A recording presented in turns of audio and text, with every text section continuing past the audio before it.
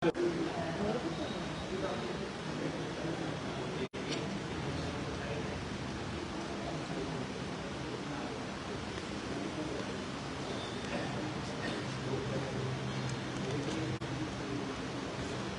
की प्राचीन हिंदी भाषा और साहित्य के संवर्धन में अनवरत रूप से कार्य कर रही संस्थान से मध्यवासी की साहित्य समिति के इस सभागार में आप सभी सुधीजनों का, साहित्य प्रेमियों का, हिंदी प्रेमियों का हृदय से मैं स्वागत करता हूँ। बहुत आनंद का अवसर है हम सब लोगों के लिए कि हम सब लोग आज इस सभागार में उस हिंदी के संदर्भ में, उस हिंदी के पखवाड़े को लेकर के नाम कोई भी शीर्षक दे दीजिए, उसका शुभारंभ कर रहे हैं। जैसा कि हमारे सभी लोग यहाँ के जानते हैं कि इसी संस्था में सबसे पहले 1918 में मोहनदास करमचंद गांधी, महात्मा गांधी तो 1935 में आए थे।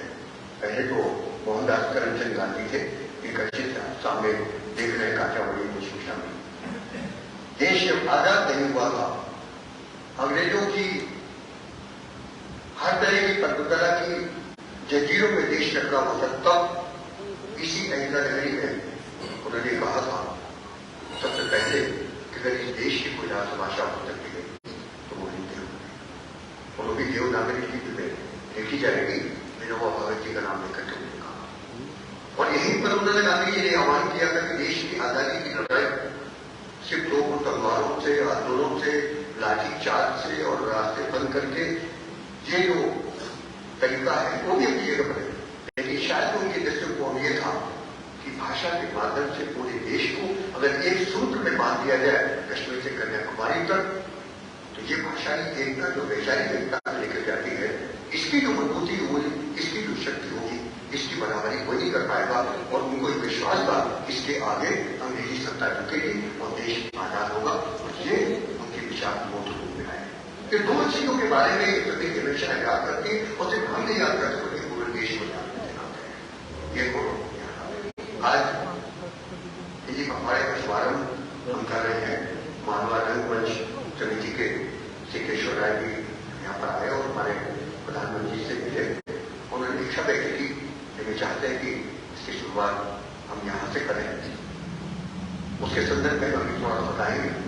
मंच पर हमारे बीच में हम सबके आदरणीय ही नहीं बल्कि हम सबके गौरव, अब जब डॉक्टर शेर पतारी का नाम लिया जाता है तो उनके लिए ये शब्द का प्रयोग करना कि वरिष्ठ साहित्यकार, ऐसा लगता है कि हमारे पास कोई शब्द नहीं है उनके संबोधन में, बल्कि हम सबका गौरव है। इतिहास है साहित्य के, सिर्फ इतिहास के इतिहास नहीं है, इतिहास और साहित्य के हम सब लोगों के वो डॉक्टर शेर पतारी जी कार्यक्रम की अध्यक्षता कर रहे हैं। मुख्य अतिथि के रूप में वो व्यक्तित्व जिनको सुनने के लिए जब कुछ लोग बोलते हैं कि यार मुझे कहीं जाना है, लेकिन मैंने उसमें देखा अखबार में कि नमता शायद वहां पर आ रहे हैं, मैं ये नहीं कहता हूँ आप यहाँ बैठे करता हूँ, लोगों को बुला दे कि वो आते हैं, उनको सुनने के लिए मुझे वहां आना है। तो कुछ व्यक्तित्व को नाम पढ़ करके सुन करके नर्मदा शायद जी को जिसको सुनने के लिए अगर साहित्यकार उस कार्यक्रम में अगर पहुंचते हैं तो ये सिर्फ उनका नहीं, ये हम सब लोगों के गौरव और आनंद का विषय है कि ऐसा व्यक्तित्व कलमकार, वाणी का धनी, साहित्य का धनी हमारे बीच में है। वो हमारे कार्यक्रम के मुख्य अतिथि है प्रदीप जी शर्मा। मैं अभी बात कर रहा हूँ कि प्रदीप में ही बड़ी बड़ी ताकत होती है, चाहे वो प्रदीप जी वो हो, हमारे बड़नगर वाले हों। आज एक प्रदीप जी हमारे पास खुसरो के बारे में अब यहाँ है, इनका हम यहाँ पर सम्मान करेंगे। पहली बार हमारे देश में आए हुए केशव राय जी, माधवा राय जी के आपका कुछ है, और हमारे डॉक्टर वर्मा सिंह जी साहित्य मंत्री और संस्कृति मंत्री है, यहाँ मधुदाई साहित्य समिति। आप सभी का स्वागत है। मैं आप सभी से अनुरोध करूंगा कि आप सभी लोग कृपया जी बुजुर्ग कर सरस्वती के माला।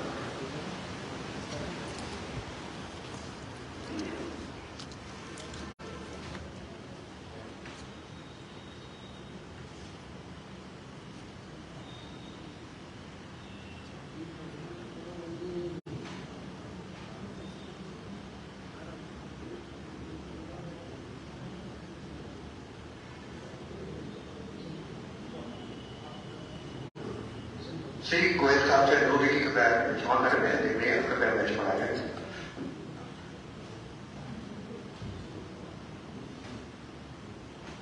मंचासीन अतिथियों से अनुरोध है कि दीप प्रज्वलित कर मां सरस्वती की माल्यार्पण कर हमें अर्चना पूजा करें। आप सभी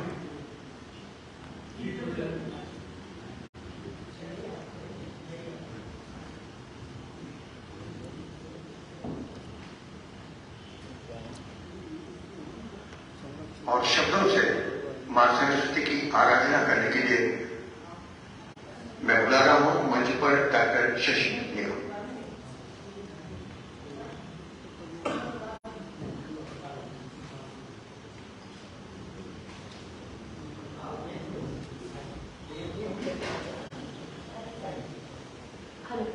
मां शारदे के चरणों में कोटि कोटि नमन। मंचासीन विद्वज्जन और सभागार में उपस्थित सभी को मेरा प्रणाम। माता सरस्वती देना सहारा, माता सरस्वती देना सहारा, हमने थामा है दामन तुम्हारा, हमने थामा है दामन तुम्हारा। श्वेत वसन है मंगलकारी, श्वेत वसन है मंगलकारी, माता तुम्हारी शोभा न्यारी, श्वेत वसना है नाम तुम्हारा, हमने थामा है दामन तुम्हारा। हाथ जोड़कर विनती करें हम, हाथ जोड़कर विनती करें हम, सबकी तुम्हारा पुत्र तेरे हम, जग जननी है नाम तुम्हारा, हमने थामा है दामन तुम्हारा। मन में ऐसी ज्योति जगा दे, मन में ऐसी ज्योति जगा दे, निरसर हृदय को सरस बना दे, वीणा वादिनी नाम तुम्हारा, हमने थामा है दामन तुम्हारा। मंदमती हम शरण तिहारी, मंदमती हम शरण तिहारी, निर्मल कर दे मां बुद्धि हमारी, विद्या देवी है नाम तुम्हारा, हमने थामा है दामन तुम्हारा, हमने थामा है दामन तुम्हारा। बहुत बहुत धन्यवाद। धन्यवाद डॉक्टर शशि निगम जी। हमने थामा है दामन तुम्हारा भारतीय संस्कृति और साहित्य युगों से अनंत काल से कोई ये नहीं कह सकता कि किस कार्यक्रम से हमने सरस्वती वंदना प्रारंभ की थी। आज तक किसी के पास ये इतिहास तो नहीं होगा, अनंत काल से उसकी आराधना कर रहे हैं। आइए पहले हम शब्दों से अतिथियों के स्वागत में दो शब्द प्रधानमंत्री के द्वारा आगे जोड़ेकर दी, क्योंकि हमारे सभी के प्रधानमंत्री हैं, तो शब्द सबके स्वागत में बोलेंगे। इसके बाद हम अपने अतिथियों का स्वागत करें। प्रधानमंत्री जी आगे जोड़ेकर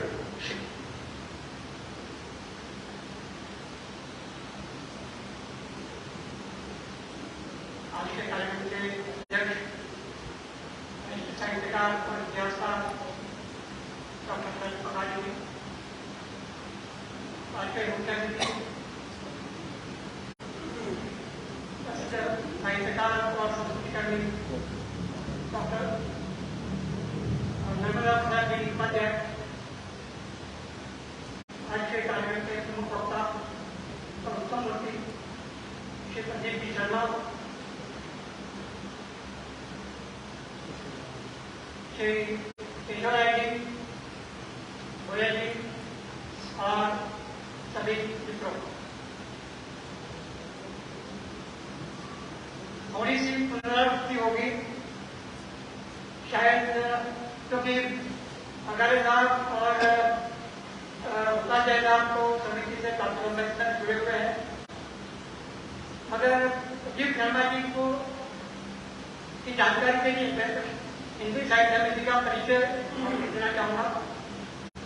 हिंदी साहित्य समिति की स्थापना आज से 113 वर्ष पूर्व 1910 में सबसे पहले एक पुस्तकालय रूप में हुई थी और उसके बाद दौर के कुछ मनीषियों ने, क्योंकि 1910 में उनका रियासत का एक भाग था और यहाँ की राज्यकाल की भाषा मराठी हुआ करती थी। उस समय भी यहाँ के मनीषियों ने यह अनुमान लगा लिया था कि जल्द ही भारत स्वतंत्र होगा और इसका रियासत का विलीनीकरण देश के अंदर होगा और हिंदी क्योंकि भारत की सबसे ज्यादा बोली जाने वाली भाषा है, यही हमारी राष्ट्रभाषा होगी, तो हिंदी साहित्य और इसका भाषा और साहित्य के विकास के लिए, संवर्धन के लिए दौर में 1910 में उन्होंने हिंदी साहित्य समिति की स्थापना की। उसके बाद लगभग 100 साल से हम लोग हिंदी भाषा और साहित्य पर कार्य कर रहे हैं। महात्मा गांधी भी 2 बार यहाँ आए और उन्होंने यहाँ से ही मांग की कि हिंदी को राष्ट्रभाषा बनाया जाना चाहिए और उसके बाद भारत की राष्ट्रभाषा हिंदी हुई। ये सब चल रहा है, सब जानकारी मैं प्रदीप जी को बताना चाहता था। बाकी आप सब यहाँ आए और हिंदी दिवस के हिंदी पखवाड़े के उद्घाटन समारोह में आप सब शामिल हुए।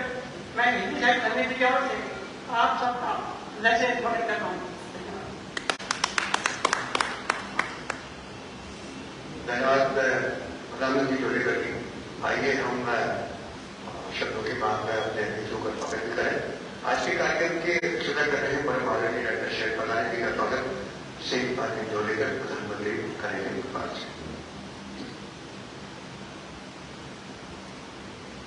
और आप इसमें शामिल होंगे कर्तव्य उनके साथ तालियां हाथ होंगी। इसका मतलब ही नहीं आप इन अतिथियों के स्वागत में नजर से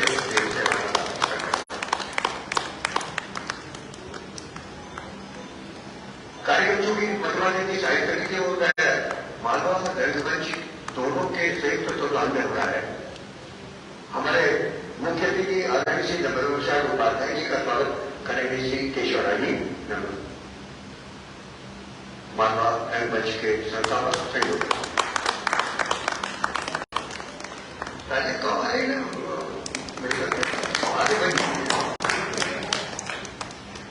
इब्राहिम और कब सम्मेलन में लोग बार याद दिलाते हैं, ऐसे में याद नहीं दिलाते हैं। मित्रों, आज विशेष रूप से स्वागत हम प्रदीप जी का करेंगे, तब उनका परिचय भी दिया जाएगा। उसके पहले पूरे देश के इंदौर को गौरव होता है कि ऐसे व्यक्तित्व है यहाँ पर।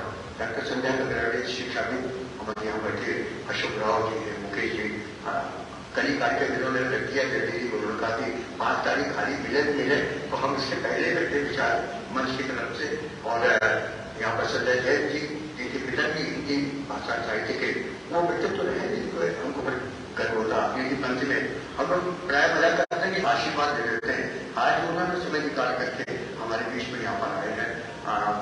भाई अवस्थी जी बैठे हुए, नवीन जी है, आलोक खरे जी बैठे हैं, हमारे पास देव साहब बैठे हुए, डॉक्टर प्रहलाद भाटी बैठे हुए, कितने बचपन जी हमारे शोध मंत्री ये सभी आप सभी लोगों का कुलकर्णी जी बैठे हुए, उनका सबका स्वागत है। वाणी जी अंदर प्रवेश करें और डॉक्टर यहाँ पर आने, सबके स्वागत के बाद मैं सबसे हमारे साहित्य मंत्री को बुला रहा हूँ, वो आए और उनके संदर्भ में 2 शब्द करके हम करें। डॉक्टर परमा सिंह।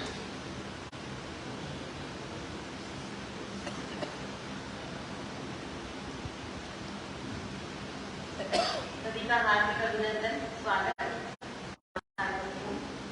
और परिचय का दायित्व, परिचय तो नर्मदा प्रसाद जी का परिचय तो शब्दों में दिया ही नहीं जा सकता, क्योंकि उन्होंने जो काम किया है वो विलक्षण है।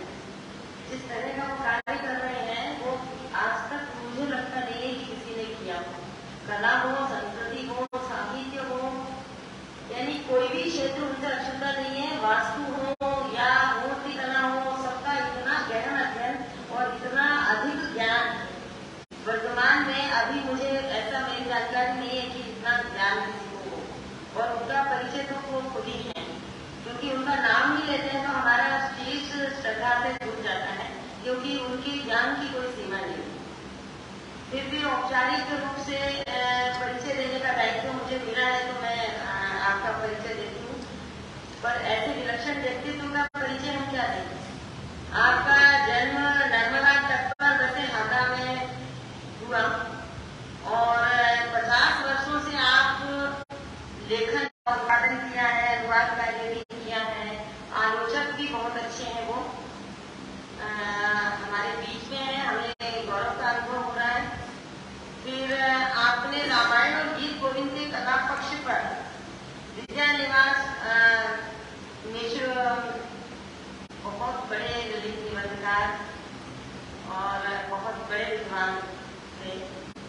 तो भारतीय सौंदर्य दृष्टि पर प्रख्यात संस्कृतिविद डॉक्टर हर्ष रहेलिया के साथ अनेक कृतियां सामने आई हैं। फिर मध्य भारत की भित्ति चित्र परंपरा पर आपका बहुत बड़ा कार्य है और अभी भी वो विदेश में जाते हैं, वहां भी अनुसंधान का ही कार्य करते हैं और वहां की यूनिवर्सिटीज में जो शोध पर आपके व्याख्यान होते हैं वो अद्भुत है। फिर अनेक पुस्तकें आपने लिखी हैं, कला इतिहास का संस्कृतिविद, इस प्रकार से उनकी अंतरराष्ट्रीय ख्याति है। तो देश विदेश में जिनका नाम इतने आदर के साथ किया जाता है, आपने 7 संपादन किए हैं पुस्तकों के, 3 अनुवाद किए हैं। मुझे लगता है कि ये कम भी किए होंगे, इसलिए तो नहीं, बहुत सारा लिखा है। फिर 16 निबंध संग्रह है और भारतीय कला पर 24 कृतियां प्रकाशित हो चुकी हैं। आपको अनेक सम्मान व पुरस्कार प्राप्त हुए हैं। मुझे लगता है और भी मिलना तो सर्वश्रेष्ठ सम्मान मिलना चाहिए। आपको मुकुंदर पांडे पुरस्कार मिला है, उत्तर प्रदेश हिंदी संस्थान का कला भूषण सम्मान मिला है, शमशेर सम्मान मिला है, अक्षर आदित्य सम्मान मिला है, श्री नरेश मेहता वाङ्मय सम्मान मिला है, मध्य प्रदेश शासन का राष्ट्रीय शरद जोशी सम्मान, केंद्रीय हिंदी संस्थान आगरा का महापंडित राहुल सांकृत्यायन सम्मान और अनेक पुरस्कार आपको उनसे सम्मानित किया गया है। फिर भारतीय लघु चित्रों के विश्वविख्यात गेयर एंडरसन संग्रह पर शोध कार्य करने के लिए लेवेनहैम इंग्लैंड व national gallery of Australia Canberra के द्वारा आपको सम्मानित किया गया है। फिर नेशनल यूनिवर्सिटी ऑफ सियोल ने उन्हें उनके लघु चित्रों पर किए गए कार्यों के लिए सम्मानित किया है। अभी मुझे लगता है कि ये बहुत ताजा काम है, आपने जो शोध कार्य किया है वहां जाकर और वहां शोध की प्रक्रिया पर जो आपसे मेरी चर्चा हुई थी, तो मुझे लगता है कि यहाँ भारतवर्ष में तो कोई ऐसा शोध कर ही नहीं सकता, जबकि शोध का मूल स्वरूप वही होना चाहिए जो कि विदेशों में होता है। इसीलिए हमारे यहाँ के जो पीएचडी है उनको बिल्कुल भी ज्ञान नहीं होता। ये मैं बिल्कुल कह रही हूँ, मैं प्रोफेसर और गाइड भी हूँ, मुझे मालूम है कि विद्यार्थी क्या करते हैं और किस प्रकार से शोध करते हैं, जो कि बहुत दुखद है। और अब तो और भी हालत खराब हो गई है, क्योंकि जो रिटायर लोग हैं उनको तो पीएचडी के गाइड बनने के अयोग्य घोषित कर दिया है, तो हम लोग तो कभी करवाते नहीं है, मैं तो रिटायर हो चुकी हूँ। तो मुझे ऐसा लगता है कि जो नए गाइड है वो कैसे उनको गाइड करते होंगे, क्योंकि वो विषयों का ना तो उनको ज्ञान होता है और ना सिनॉप्सिस बना पाते हैं। ये बिल्कुल मुझे बहुत इस चीज से बहुत दुख है, क्योंकि शोध जो है वो शोध की स्थिति क्या होनी चाहिए और शोध का मतलब क्या होना चाहिए वो ही नहीं समझते। तो उपाध्याय जी का मुझे लगता है कि उन्हें सुनना बहुत हमें अच्छा लगेगा कि वो शोध पर जिस प्रकार से व्यक्त करते हैं अपनी भावना, तो उससे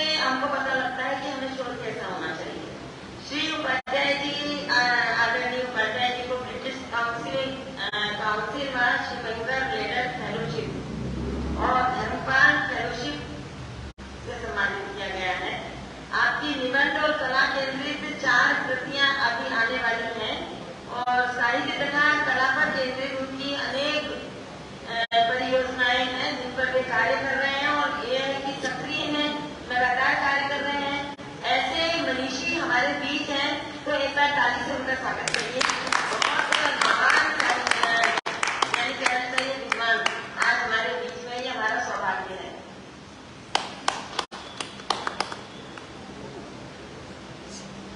धन्यवाद जी। बातें की अगर मुझे एक मैं थोड़ा सा परिचय हो गया तो कई लोग यहाँ बैठे शायद मान पढ़ के मुझे जाते होंगे ध्यान में।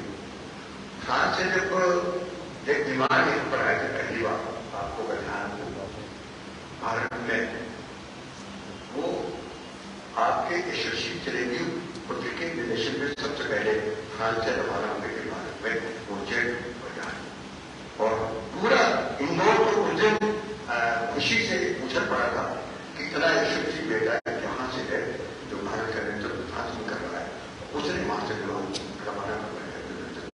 ये एक साहित्यकार के कदम के बाद में दूसरा जो बेटा यशस्वी, वो भी शहर को, इस देश को कितना बड़ा सम्मान दे रहा है न्याय उपाध्याय। ये मुझे एकदम याद आ गया कि न्याय जाति को लेकर मुझे एकदम से वीणा के प्रबल चंद्र मोदू जी यहाँ पर बैठे हुए हैं, उनका बहुत स्वागत है। और रविवार के दिन भी हमारे कार्यालय अधीक्षक यहाँ पर यूनिवर्सिटी की पूरी तैयारी के साथ में आपका जल्दी स्वागत है। मैं आगे बढ़ता हूँ और हमारे जो के अध्यक्ष, चूंकि भी 2 दिन पहले ही केशव राय जी ने घर जाकर के दादा का एक बहुत अच्छा साक्षात्कार दिया बैठ करके, तो आपके उन्होंने साक्षात्कार दिया तो मेरे पास तो शक्ति यही कि शैल पदार्थ के बारे में बोलूं और जाकर शैल पदार्थ के बारे में और आज के हमारे मुख्यमंत्री जी, इन दोनों का संक्षिप्त परिचय केशव राय।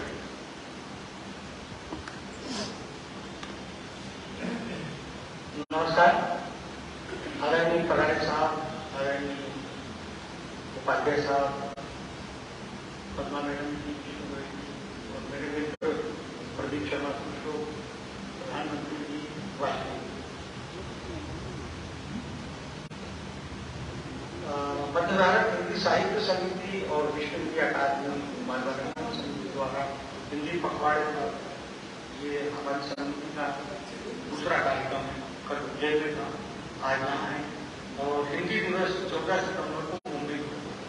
हर वर्ष हम हिंदी पखवाड़े में 3 दिवसीय कार्यक्रम करते हैं और देश और दुनिया के साहित्यकार, लेखक, पत्रकार, कवि उसमें आते हैं, भाग करते हैं और राष्ट्रीय संवाद होता है, उसमें विश्व हिंदी सेवा सम्मानित करते हैं। विश्व हिंदी अकादमी मालवा रंगमंच समिति ऐसा बताया इसको शुरू कर रही है और अलग अलग कार्यक्रम, जैसे विदेशों में हिंदी का विदेश हमने कार्यक्रम किया था, 10 सीरीज थी उसमें और आज भी हमसे 115 देश जुड़े हुए हिंदी से। आप जिस देश में गएंगे उस देश में हमारी संस्था से हम लोग जुड़े हिंदी से भी, और जब भी वो विदेश आते हैं हम मुंबई में उनके व्यक्तित्व कृतित्व पर, उनके हिंदी के प्रचार प्रसार योगदान पर कार्यक्रम करते हैं। अलग अलग विषय होते हैं हमारे। मैं ये अपना दावा नहीं कहता हूँ, लेकिन भारत में बहुत हम अलग अलग विषयों पर मुंबई में कार्यक्रम करते हैं और दिल्ली से भी जब चित्रा मुद्दल, ममता कालिया, अख्तर बजाज साहब और अलग अलग विद्वान आते हैं, वो एक बात जरूर कहते हैं कि मुंबई में लोखंडवाला में आप इतने दर्शकों को ले आते हैं, मतलब 200 दर्शक होते हैं हमारे कार्यक्रम में, हिंदी के सुनने वाले कार्यक्रम को सुनना। तो 12 महीने में हम 2 कार्यक्रम भी करते हैं। हमने जो भारतीय संविधान में मान्यता प्राप्त 22 भाषाएं देश के कोने कोने से लेखक और विद्वानों को आमंत्रित किया था, उन्हें भी विश्व हिंदी सेवा सम्मान से सम्मानित किया। तो ये हमारी ये प्रक्रिया निरंतर चलती रहती है। अब 14 तारीख की तैयारी, वहां भी तैयारी है कार्यक्रम की।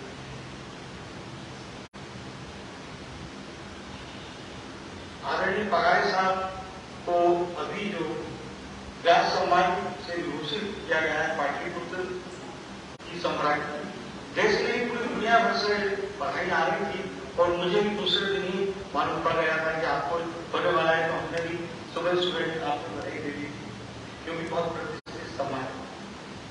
आपके 8 जो उपन्यास आ गए हैं उसमें गुलारा बेगम, ऐतिहासिक उपन्यास गंधर्व सेन, उजाले की तलाश,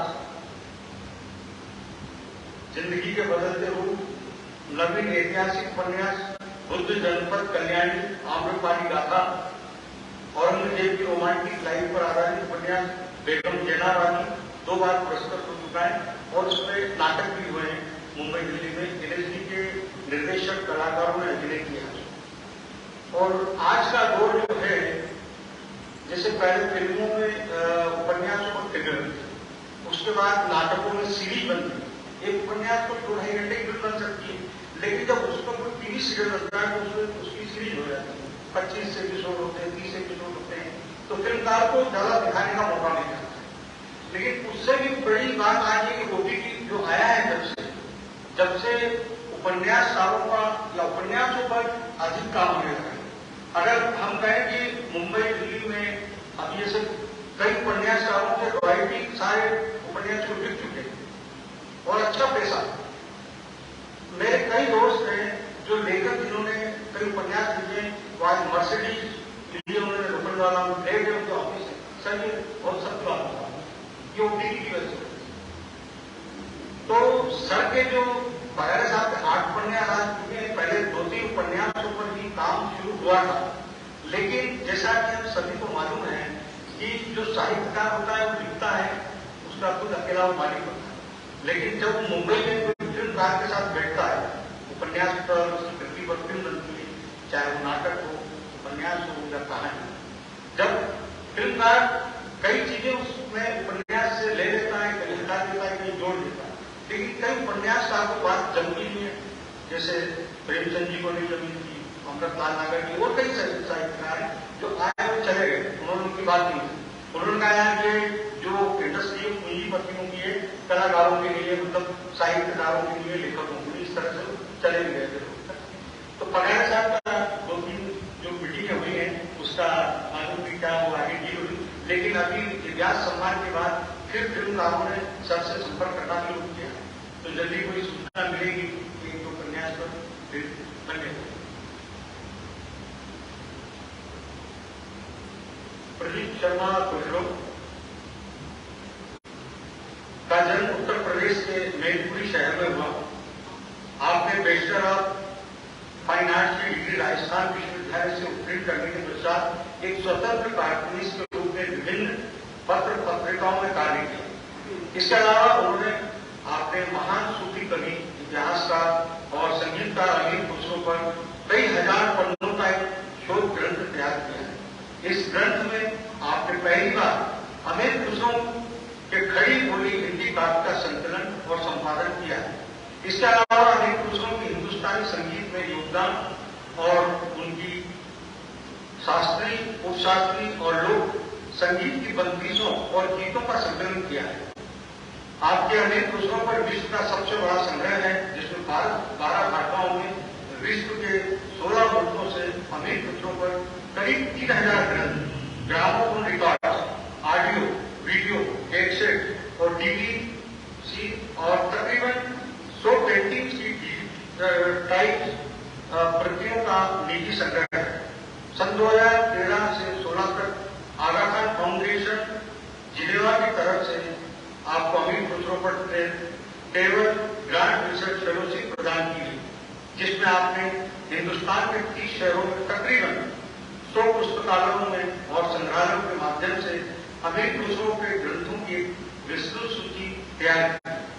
सूचना और प्रसारण मंत्रालय, भारत सरकार के लोकसभा टीवी चैनल ने आपके अमीर खुसरो पर शोध कार्य को लेकर हौसलों की उड़ान शीर्षक से वृत्तचित्र फिल्म भी बनाई है। अमीर खुसरो पर आपकी 15 पुस्तकें प्रकाशित हो चुकी और इसके अलावा और कई पुस्तकें आपकी शीघ्र ही प्रकाशित होने जा रही है। इसके अलावा भी CCRT सांस्कृतिक मंत्रालय से अब्दुल रहीम खान पर आपकी पुस्तक प्रकाशित हुई है। मिर्जा गालिब पर भी शोध कार्य किया है। निर्देशक हरीश व्यास ने सन 2018 में आपको अपनी फिल्म अंग्रेजी में कहते हैं एक गीतकार के रूप में गीत लिखने का मौका दिया। इस शादी के गीत के बोल हैं, मोरे बनने के मेहंदी लगा दी।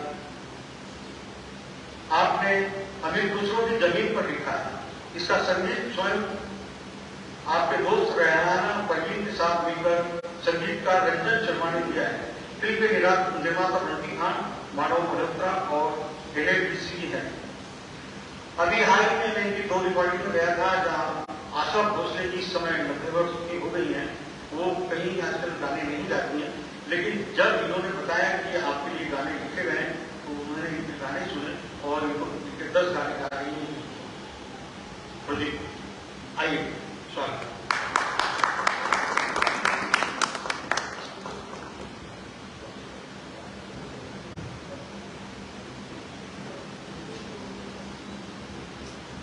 जिस व्यक्तित्व का एक संक्षिप्त परिचय यहाँ पर प्रदीप जी का किया गया है, आइए हम चल सभागार में हिंदी पखवाड़े के शुभारंभ अवसर पर ऐसे व्यक्तित्व का स्वागत करें। मंच पर आप सभी लोग हैं, मैं अनुरोध करूंगा कि प्रदीप जी का पहले स्वागत करें।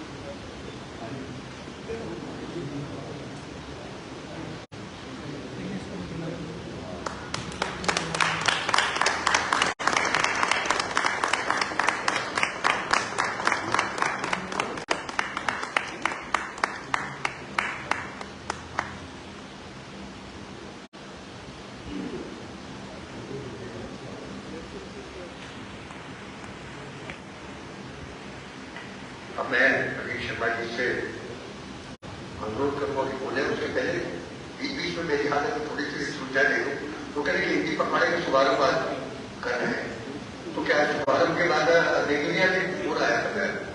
भाई शुभारंभ कर रहे हैं तो समापन कब है पखवाड़े का? तो सिर्फ एक ही कार्यक्रम नहीं है, आज का शुभारंभ हो रहा है ऐसे मनुष्यों की उपस्थिति में, इसके साक्षी है। 5 तारीख मंगलवार को इसी सभागार में कालजयी साहित्यकार की श्रृंखला में हिंदी परिवार इसे हिंदी पखवाड़े का हिस्सा होगा। डॉक्टर धर्मवीर भारती के साहित्य कृतित्व व्यक्तित्व पर चर्चा होगी इसी सभागार में 5 तारीख को। 8 तारीख को इसी सभागार में मुंबई की वरिष्ठ साहित्यकार अंग्रेजी की प्रोफेसर है, उनके उपन्यास डॉक्टर श्रीमती आनंद के उपन्यास का लोकार्पण इसी सभागार में किया जाएगा। 8 तारीख के बाद आगे चले 12 तारीख को, जिससे कि आप सभी लोग परिचित हैं, हमारी स्मृतियों में है डॉक्टर हेमलता, लेकिन जो समिति की हमारी डिपार्टमेंट सदस्य थी वो वरिष्ठ साहित्यकार भी नहीं, वो अपनी स्मृतियां छोड़िए, उनकी स्मृति में एक युवा साहित्यकार को सम्मानित किया जाएगा 12 तारीख को इसी सभागार में।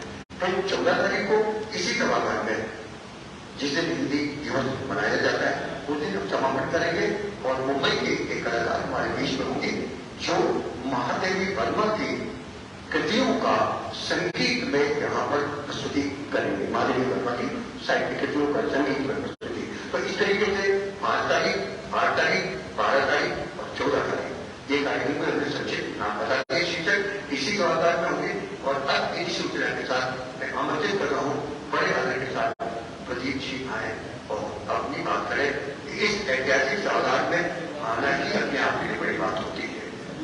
हम लोग गौरव का अनुभव करते हैं, प्रेरणा मिलती है, साहित्य की भाषा वहां पर संबोधित करेंगे किसी प्रदीप जो घोषणा के नाम से।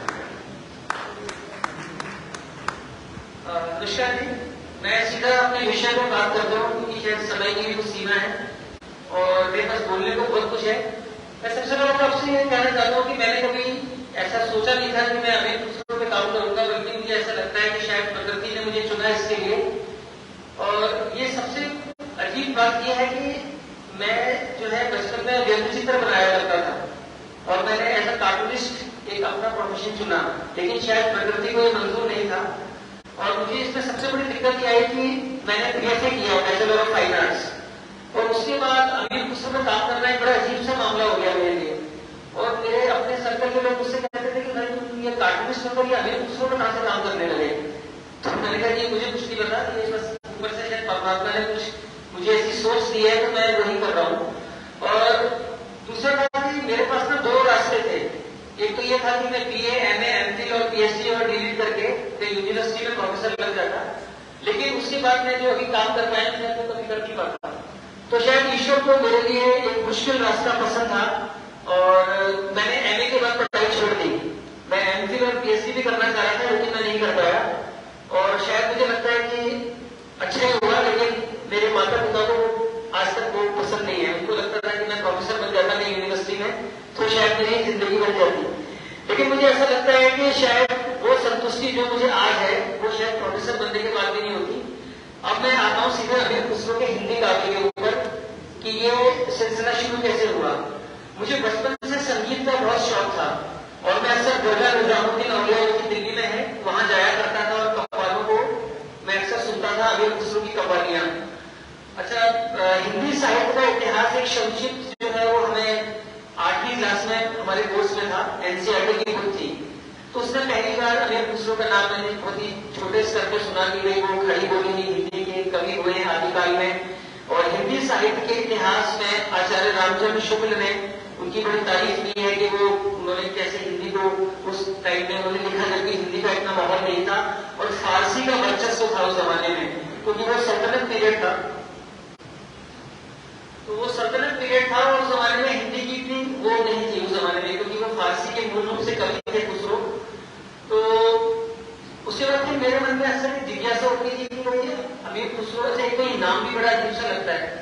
मैंने अपने जीवन में ऐसा अजीब कोई नाम ही नहीं सुना था कि अमीर और खुसरो, कुछ नाम ही समझ नहीं आता, बड़ा विचित्र नाम है। तो मुझे लगा कि जरूर कोई विलक्षण शख्सियत होगी तो इनके बारे में पढ़ना चाहिए। तो मैं पुस्तक लेने गया तो पुस्तकें नहीं मिली अमीर खुसरो पर, वो पता लगा कि उर्दू में है, मुझे उर्दू फारसी तो आती नहीं थी। तो करते करते करते करते मैंने 1500 पुस्तकें जमा कर ली और आज मेरे पास 3500 ग्रंथ अमीर खुसरो में है और 100 gramophone records to 100 audio cassettes जैसे कि बताया। तो अब हुआ क्या कि मैंने सबसे पहले ना ये देखा कि हिंदी में अमीर खुसरो में क्या काम हुआ है। मैंने तकरीबन 200 किताबें पढ़ी, मैं कुछ नाम लेता हूँ। अमीर खुसरो, उनका हिंदी साहित्य डॉक्टर भोलानाथ तिवारी, और सबसे पहली किताब जो मुझे मिली अमीर खुसरो की हिंदी कविता ब्रज रतन दास काशी नागरी प्रचारणी सभा वाराणसी से छपी थी वो 1910 में। वो शायद सबसे पहला पुस्तिका जो है वो अमीर खुसरो को हमें हिंदी में मिलती है। तो मैंने जब अमीर खुसरो में 1500 पुस्तकें मैंने पढ़ ली हिंदी, इंग्लिश और उर्दू में, और उनके ट्रांसलेशन भी करवा के और फारसी के भी मैंने पढ़े, तो फिर मुझे लगा कि अमीर खुसरो के हिंदी काव्यों का तो कुछ काम हुआ ही नहीं अभी तक, वो अभी अंधकार में है। तो फिर मैंने निर्णय लिया कि मैं अमीर खुसरो के हिंदी काव्यों पे काम करूंगा। उसके साथ मैंने अमीर खुसरो के 12 और विषय मैंने बनाए और उन पर मैं एक साथ सारी किताबें लिख रहा हूँ। तो जिस विषय पे जो सामग्री मिल जाती है तो मैं उसमें वो डाल देता हूँ। तो मैं आज सिर्फ बात करूंगा सिर्फ हिंदी खड़ी बोली पे, क्योंकि अभी हम हिंदी विषय पर ही बात कर रहे हैं। तो सबसे पहले तो मुझे यह आशय हुआ कि हिंदी में अमीर खुसरो पर जितनी किताबें आज तक प्रकाशित हुई हैं और उर्दू में, उसमें जब हम अमीर खुसरो के हिंदी काव्य के उदाहरण या नमूने देखते हैं तो सब एक से ही मिलते हैं। वही पहेलियां, वही दोहे और वही कुछ पद, छंद और फुटकर रचनाएं, और कुछ नया मिलता ही नहीं है। तो मैंने कहा कि ये बड़ी अजीब बात है कि अच्छा, फिर मैंने देखा कि यूनिवर्सिटियों में एमफिल और थीसिस में क्या हुआ है, तो पता लगा कि वहां भी कुछ नहीं हुआ। बहुत लोगों ने खुसरो का हिंदी, उर्दू, पर्शियन और इसमें पीएचडी की। तो मैंने हिंदी की बहुत सारी पीएचडी थीसिस पढ़ी, मैंने यूनिवर्सिटी में जाके देखी। तो उन्होंने खुसरो के हिंदी काव्यों पर बात की, लेकिन जब उनके एग्जाम्पल्स कोट करने की बात आई तो सबने वही चंद एग्जाम्पल्स लिए जो मुझे किताबों में मिले, जैसे भोलानाथ तिवारी की किताब है, ब्रज रतन दास की किताब है, और कुछ उर्दू के साहित्यकारों ने भी हिंदी में किताबें लिखी, जैसे लखनऊ के थे अब्दुल संदीप साहब, उनकी थी अमीर खुसरो की हिंदी कविता। तो मुझे लगा कि अमीर खुसरो की हिंदी काव्यों के स्रोतों की तलाश करना बहुत जरूरी है। तो मुझे सारे हिंदी के प्रोफेसर और उर्दू के प्रोफेसर यही कहते रहे कि ये कुछ है नहीं, अगर होता तो बहुत पहले काम हो जाता। लेकिन कहीं मेरे अंतर्मन में ऐसा मुझे महसूस होता था कि नहीं, ये अधूरा सत्य है और कहीं ना कहीं ये स्रोत छुपे हुए हैं। अच्छा, एक यूनिवर्सिटी का के जो प्रोफेसर है या जो एमफिल और पीएचडी के जो स्टूडेंट, जैसे कि मेमोरी का बहुत हालत खराब है, तो उनके पास एक लिमिटेशन है, एक बहुत कि वो एक दायरे में बने हुए हैं और वो खुल के काम नहीं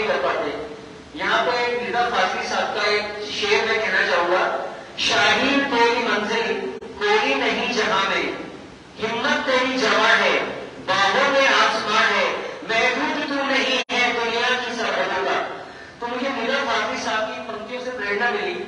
और सबसे पहले तो मैंने ये तय किया कि अमीर खुसरो के हिंदी काव्य के संकलन और संपादन में मेरा दायरा क्या होगा और शोध करने की प्रक्रिया क्या होगी। तो मैंने इसका एक अपना ही मैंने इसकी एक अपनी ही संरचना की, एक अपने नियम कानून बनाया कि मैं किस तरह से काम करूंगा। मुझे कुछ नहीं मालूम था कि यूनिवर्सिटी में किस तरह से काम होता है।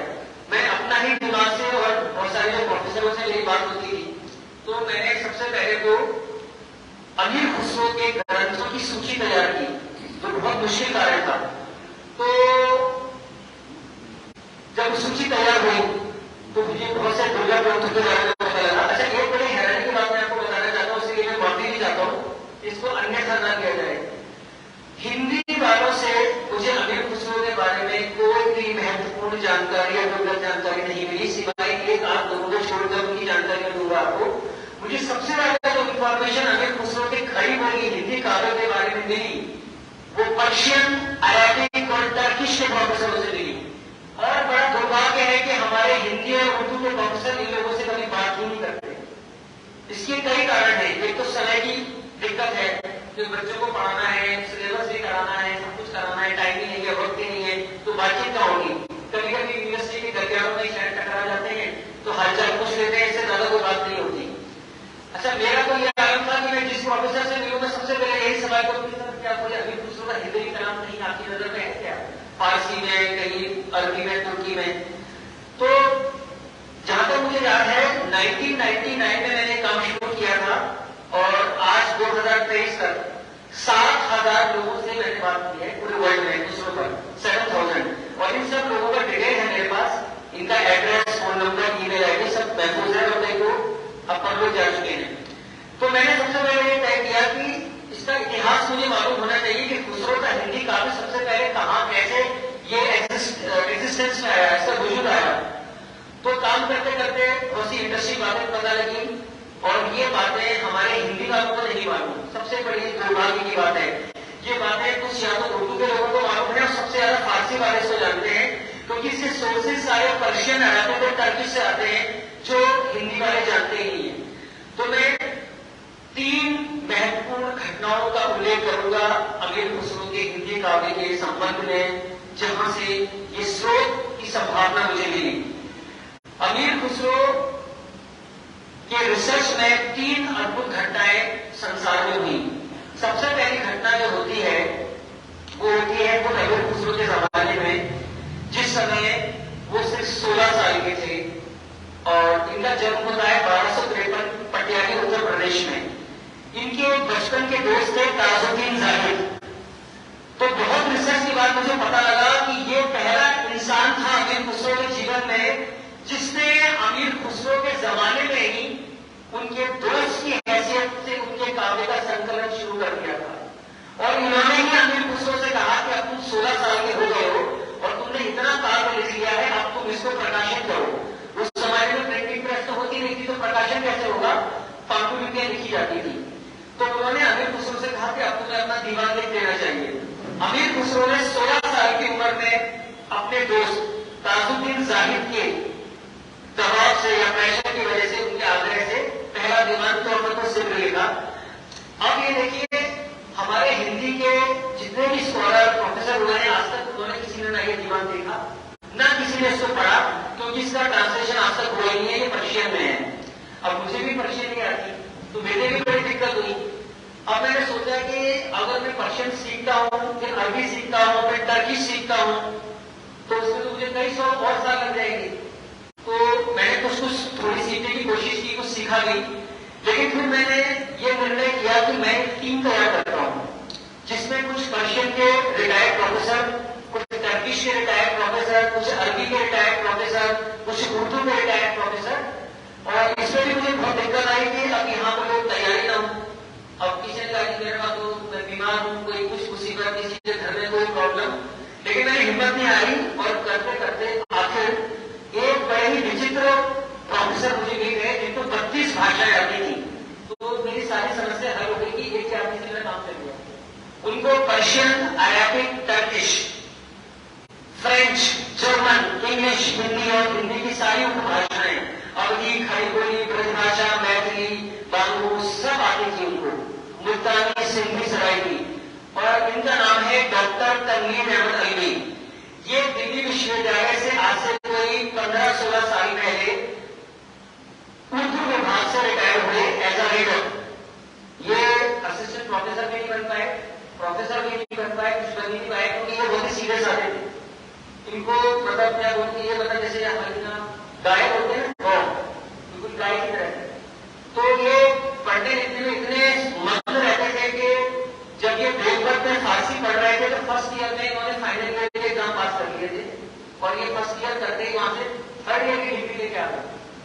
और इस जमाने में इन्होंने देवबंद में 1000 फारसी के ग्रंथों को कंठस्थ कर दिया था, और कुरान के हाफिज कुरान थे, और रामायण गीता महाभारत ये इनको जवानी याद था। तो मैंने उनको अपना गुरु बना लिया। मैंने कहा सर आपसे आप मेरे गुरु हैं, और आप ही से मैं अपने खुसरो के हिंदी काव्य और साथ में उनका जो भी काम करना है मैं आपसे ही शुरू करता हूँ। तो उन्होंने फिर मुझे बहुत गाइडेंस दी, और एक बहुत लंबा इतिहास जिसको शायद जानने में मुझे 20 साल लग जाते, वो चंद दिनों या महीनों में मुझे उन्होंने बता दिया, क्योंकि वो सब कुछ पढ़े हुए थे, खुसरो के एक्सपर्ट थे।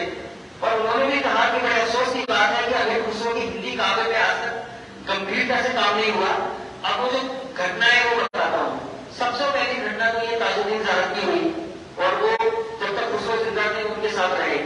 दूसरी घटना 1913 में हुई, वो ये हुई कि ब्रिटिश पीरियड था, अंग्रेजों का दौर था, और एक उर्दू और फारसी के प्रोफेसर रिटायर हो गए थे, और उनको अचानक एक सपना आया। उन्होंने सपने में देखा कि कोई उनको लानत भेज रहा है कि भाई तुमने सारी जिंदगी भर उर्दू फारसी पढ़ाई, लेकिन अमीर खुसरो के लिए तुमने कुछ नहीं किया।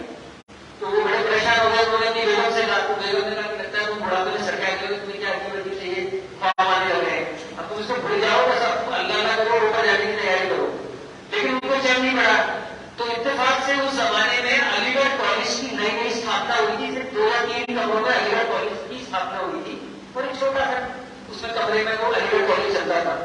तो वहां एक पर्शियन के प्रोफेसर उनके दोस्त थे, उन्होंने खत लिखा उस जमाने में कि भाई ऐसे ऐसे मुझे ये सपना आ रहा है कि अमीर खुसरो को कुछ काम नहीं हुआ, हमें करना चाहिए। तो उन्होंने कहा कि अलीगढ़ कॉलेज के पास तो पैसा ही नहीं है, मुझे तो 5 महीने हो गए तनख्वाह नहीं मिली, हम तो अल्लाह ताला के अपना काम चला रहे हैं, तो मैं आपकी कोई मदद नहीं कर सकता। तो उन्होंने फिर ये जवाब दिया कि वो देखो मेरी जिंदगी का आखिरी समय है, तो मैंने अपनी जो जायदाद है उसके 3 हिस्से कर दिए हैं, एक अपनी बेगम के नाम, एक बच्चों के नाम, और तीसरा अमीर खुसरो के नाम। तो 1913 में 2000 रुपए उन्होंने अपनी जायदाद में से दिया, क्योंकि 1913 के 2000 आज के लाखों रुपए के बराबर है। उसके बाद फिर अलीगढ़ कॉलेज ने ब्रिटिश गवर्नमेंट को चिट्ठी लिखी, अंग्रेजी सरकार को। उसके बाद जितने भी हमारे महाराजा थे, महाराजा पटियाला और महाराजा जयपुर और नवाब जो थे, नवाब हैदराबाद और नवाब लखनऊ, उन सबको चिट्ठियां लिखी गई कि भाई ऐसे ऐसे खुसरो पे हम जो काम करना चाह रहे हैं, पैसे की कुछ कमी है, तो आपसे हमें कुछ मदद। तो बहुत मुश्किल से 12,000 रुपए जमा हुए, और अलीगढ़ कॉलेज ने सबसे पहले अमीर खुसरो का ये प्रोजेक्ट बनाया 1914 में, और ये शुरू हो गया काम। 14, 15, 16, 17, 18 तक ये काम हुआ, और पैसा खत्म हुआ, और फिर ये काम बंद हो गया। उसके बाद आज तक अलीगढ़ कॉलेज ने उस काम को फिर आगे बढ़ाया नहीं, क्योंकि उसको करने वाला कोई पैदा ही नहीं हुआ। तो ये सबसे दूसरी घटना हुई। अच्छा, इसमें हुआ क्या, उसमें काम क्या हुआ खुसरो में, मैं आपको वो बता देता हूँ। पहली बार पूरी दुनिया के कंट्रीज से अलीगढ़ कॉलेज ने चिट्ठियां लिखी, कहां, जर्मनी, अमेरिका, ऑस्ट्रिया, सब जहां जहां लाइब्रेरीज और म्यूजियम से, कि हम अमीर खुसरो के ग्रंथों की सूची तैयार कर रहे हैं और उनका हिंदी काव्य संकलन और संपादन करना चाहते हैं। आपके यहाँ कहीं कोई मैन्युस्क्रिप्ट कुछ हो तो फौरन अलीगढ़ कॉलेज को खबर दी जाए। और ये सिलसिला सालों साल चलता रहा, अखबारों में इश्तेहार किए गए। अलीगढ़ कॉलेज के जो भी कुछ चंद 500 या 1000 स्टूडेंट थे, उन सबको ये ऐलान किया गया कि जो स्टूडेंट अमीर खुसरो की खबर लाएगा उसको एग्जाम में 10 नंबर ज्यादा दिए जाएंगे। और इस तरह से ये जोश पैदा किया गया पूरे अलीगढ़ कॉलेज के अंदर, और ये 5 साल अमीर खुसरो में काम हुआ। और क्या काम हुआ, पहली बार उनका फारसी का कलाम एडिट होकर मुकदमा यानी प्रस्तावना के साथ प्रकाशित किया गया। सेकेंड, अमीर खुसरो के वो दुर्लभ ग्रंथ जो उस समय भारत में उपलब्ध नहीं थे, वो ब्रिटिश गवर्नमेंट की मदद से लंदन लंदन से, ब्रिटेन से, जर्मनी से, अमेरिका से, रशिया से मंगवाए गए। उनको लोन पे दिया गया, जैसे लोन देते हैं हम कर्ज पे कि इतना पैसा दिया और लोन को जरूरत आ गया, क्योंकि उस जमाने में प्रिंटिंग प्रेस की सुविधा नहीं थी, तो वो कैलीग्राफर द्वारा नकल करवाए गए अलीगढ़ कॉलेज में। उसके बाद तीसरा जो सबसे महत्वपूर्ण काम अलीगढ़ कॉलेज ने किया, अमीर खुसरो के खड़ी बोली हिंदी काव्य का संकलन और संपादन, जिसका नाम रखा गया जवाहर खुसरवी। ये वो अनमोल ग्रंथ अलीगढ़ कॉलेज ने 1916 में प्रकाशित किया और इसी के साथ वो धन खत्म हो गया और ये काम बंद हो गया। तो डॉक्टर अली साहब ने मुझे सब जानकारी दी और मैंने वो ग्रंथ बहुत मुश्किल से मंगाया, बल्कि अब तो मेरे पास ओरिजिनल भी है। मैंने जवाहर खुसरवी को जो है पूरा पढ़ा, ये उर्दू लिपि में है और इसके अंदर 200 पन्नों का वो एक जबरदस्त इंट्रोडक्शन यानी मुकदमा है, जिसमें ये पूरा पस मंजर एक डायग्राम बताया गया है कि किस तरह से अलीगढ़ कॉलेज के प्रोफेसरों ने दुनिया भर से लाइब्रेरीज, म्यूजियम्स और इसके अलावा प्राइवेट कलेक्शन और जो उस जमाने की सूफियों की जो दरगाहें थी, खानकाहें थी, मॉनेस्ट्रीज थी, वहां खतों किताबत करके अमीर खुसरो का हिंदवी कलाम जमा किया। और इसके बाद हिंदुस्तानी संगीत के जो ये दरगाहों में कव्वाली करते हैं, इनसे संपर्क किया गया, इनसे मटेरियल लिया गया। शास्त्रीय संगीत घरानों को चिट्ठियां लिखी गई कि आप जो अमीर खुसरो की क्लासिकल में ख्याल, तराना, नक्श, बोली, बहार, बतीत, तिरवत, चतुर, सहेरा, सवेरा, सनत मुख्तलिफ, रुबाइया के पेशेवरान, गुलामी, शहराजो, मुखन्नस, मुसन्नस, मुसद्दस, मुसल्लस। अब ये नाम आपने कहीं हिंदी वालों में नहीं सुने, लेकिन खुसरो ने हिंदी खड़ी बोली में ये सब विधाएं हिंदुस्तानी शास्त्रीय संगीत में लिखी थी और इनकी बंदिशें 3 प्रकार से गाई जाती थी। शुद्ध हिंदी खड़ी बोली में, अस्थाई में फारसी और अंतरे में हिंदी खड़ी बोली, और तीसरा अस्थाई में हिंदी और अंतरे में फारसी मिला के। मैं कुछ मिसालें आपको देता हूं।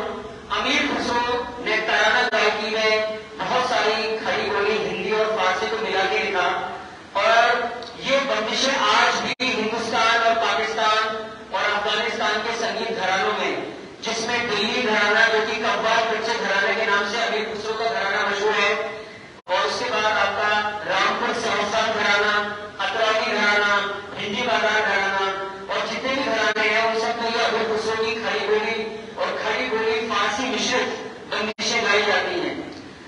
तो मैंने ये सब जानकारी जो है एक अलग अलग, मैं तकरीबन 100 से ज्यादा अलग अलग रजिस्टर्स तैयार किए कि कौन सी इंफॉर्मेशन मुझे किस रजिस्टर में डालनी है और किस तरह से मुझे ये रिसर्च आगे बढ़ानी है।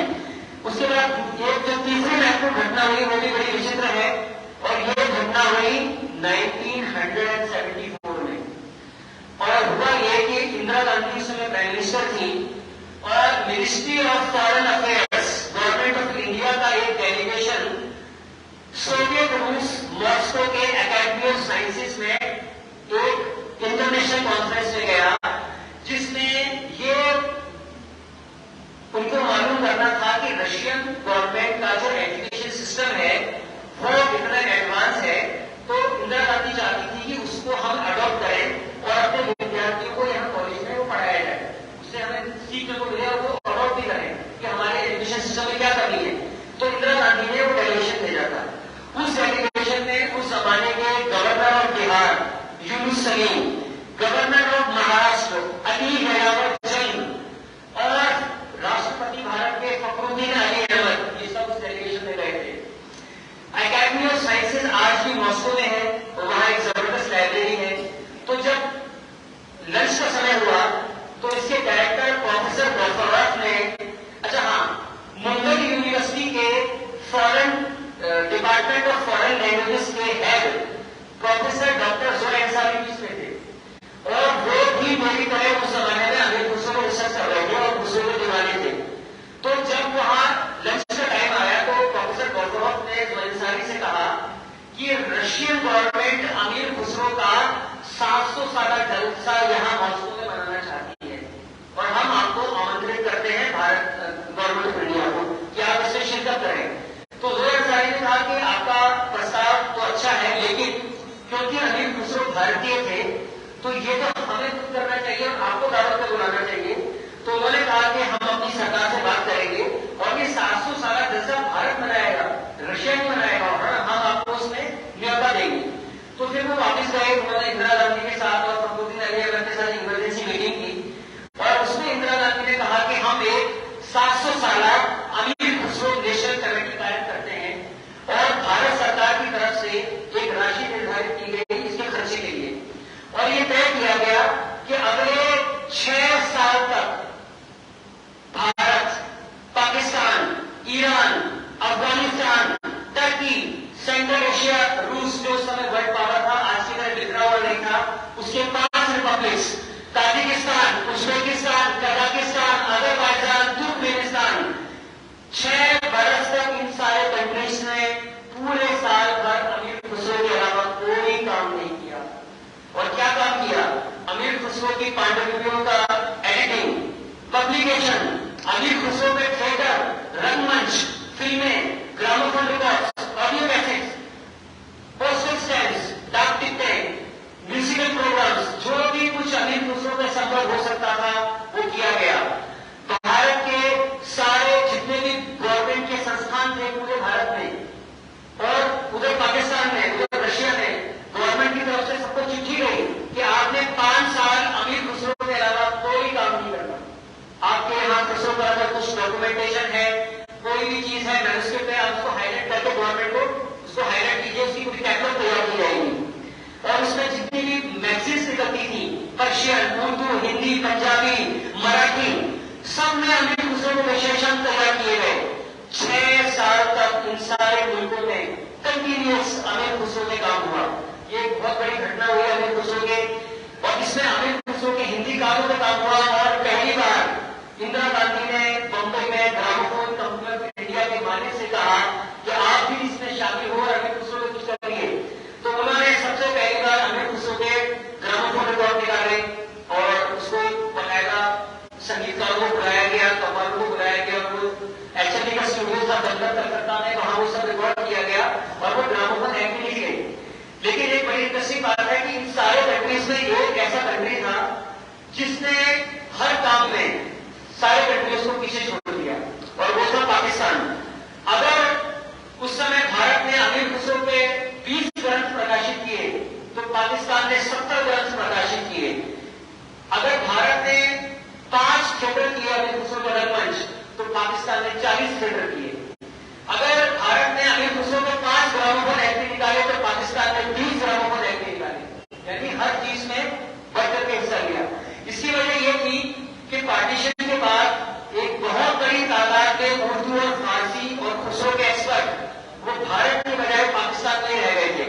और जब उनको पता लगा कि गवर्नमेंट की तरफ से और ये सारे कंट्रीज में इतना बड़ा जलसा बनाया जा रहा है तो उन लोगों ने बढ़ चढ़ के हिस्सा लिया। और इसमें गवर्नमेंट ने एक अखबारों में विज्ञापन दिया और वो विज्ञापन भारत के समस्त प्राइवेट अखबारों में और आकाशवाणी ने, दूरदर्शन ने, सबने इसमें पार्टिसिपेशन किया। और आज जब इन सब जगह जाकर आप इनका इतिहास देखेंगे, अब मुझे नहीं पता कि उस समय ये संस्था था कि नहीं, तो वो सब आपको रिकॉर्ड मिलेगा कि 1974, 75, 76, 77, 78 तक ये जो पूरे सब ऑर्गेनाइजेशन ने खुसरो पर काम किया उन सबका रिकॉर्ड आज भी उनके पास है। तो जब मुझे ये सब जानकारियां प्राप्त हुई तब फिर मैंने निर्धारित किया कि अब मुझे अमीर खुसरो के हिंदी काव्य का संकलन और संपादन शुरू करना है। और इसकी बुनियाद मैंने बनाया जवाहिर खुसरोनी को, जो 1916 में अलीगढ़ कॉलेज से पहली बार अमीर खुसरो का हिंदी काव्य संकलित हुआ था।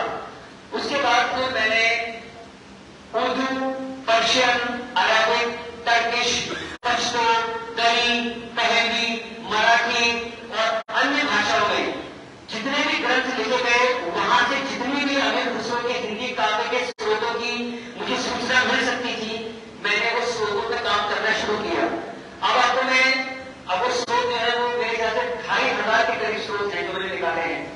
तो मैं उनमें से सारे नाम को मुझे जबानी आ रहे हैं, लेकिन अभी मैं आपको कुछ चंद नाम बताता हूं कि अमीर खुसरो का हिंदी काव्य मुझे कहां मिला, किन स्रोतों में, और ऐसे ऐसे स्रोतों में मिला जहां पर न कभी किसी प्रोफेसर की नजर गई, न किसी एमफिल या पीएचडी की स्टूडेंट की, क्योंकि वो ऐसे छुपे स्रोत थे जहां तक पहुंचना एक आम आदमी के लिए असंभव है, क्योंकि हमारे पास वक्त की बहुत कमी है। जो हिंदी काव्य है खड़ी बोली का, वो खुद उनके फारसी ग्रंथों में, जो कि 3 कैटेगरीज में हम डिवाइड करते हैं, मसनवी, दीवान और हमसा, इनमें मिला। मिसाल के तौर पर अमीर खुसरो अपने तीसरे दीवान गुरुकुल कमाल के दीवाचे यानी इंट्रोडक्शन में लिखते हैं कि मैं फारसी और अरबी के अलावा खड़ी बोली हिंदी का शायर हूं, और अगर तुम मुझसे बात करना चाहते हो तो ना फारसी में बात करो ना अरबी में, तुम मुझसे हिंदवी में बात करो, मैं हिंदवी का शायर हूं और हिंदवी में लिखता हूं। और अमीर खुसरो ने यह कहा कि मैं हिंदवी में, मैंने 3 दीवान अमीर खुसरो हिंदी काव्यों के मैंने तैयार किए हैं और मैं जल्दी ही इनको प्रकाशन की ओर ले जा रहा हूं। और इसी दीवान में अमीर खुसरो ने लिखा है कि मैंने हिंदी काव्यों में कुछ ऐसे चमत्कार किए हैं और ऐसे शेर या दोहे लिखे हैं जो कि पूरे के पूरे हिंदी के हैं और पूरे के पूरे फारसी के हैं, यानी कि जिसको हिंदी नहीं आती वो उस दोहे या शेर को फारसी का समझ पड़ेगा, और जिसको फारसी नहीं आती वो उसको हिंदी का पढ़कर उसको समझेगा। और अमीर खुसरो ने अपने फारसी के ग्रंथों में अपने सबसे पहले खड़ी बोली हिंदी काव्य के एग्जाम्पल्स कोट किए हैं, जो बड़े ही दुर्भाग्य की बात है कि हमारे हिंदी के साहित्यकारों तक नहीं पहुंच सके। उसमें से एक एग्जाम्पल मैं आपको बड़ा ही विचित्र है वो सुनाना चाहता हूं। इसके क्योंकि देखिए फारसी से जब हम हिंदी में आते हैं तो उच्चारण यानी तलफ़ुज़ और बहुत सी ऐसी चीजें होती हैं जिसमें नुक्ते होते हैं, उसका फर्क आ जाता है। तो इसमें जिन हिंदी के या वर्षन 16 से जब उसको हिंदी में इसको देवनागरी में लिखा तो वो साउंड जो निकलती है उसका कुछ फर्क आ गया। मैं दोनों साउंड आपके सामने पेश कर रहा हूं। पहली साउंड है आरे आरे हमा बयारे आरे। इसको ध्यान से सुनिए, ये खड़ी बोली का सेंटेंस 13वीं सेंचुरी में दीवान गुरुकुल कमाल के इंट्रोडक्शन में अमीर खुसरो ने लिखा है और कहा है कि ये ईहाम का एक बुनियाद नमूना मैंने तैयार किया है।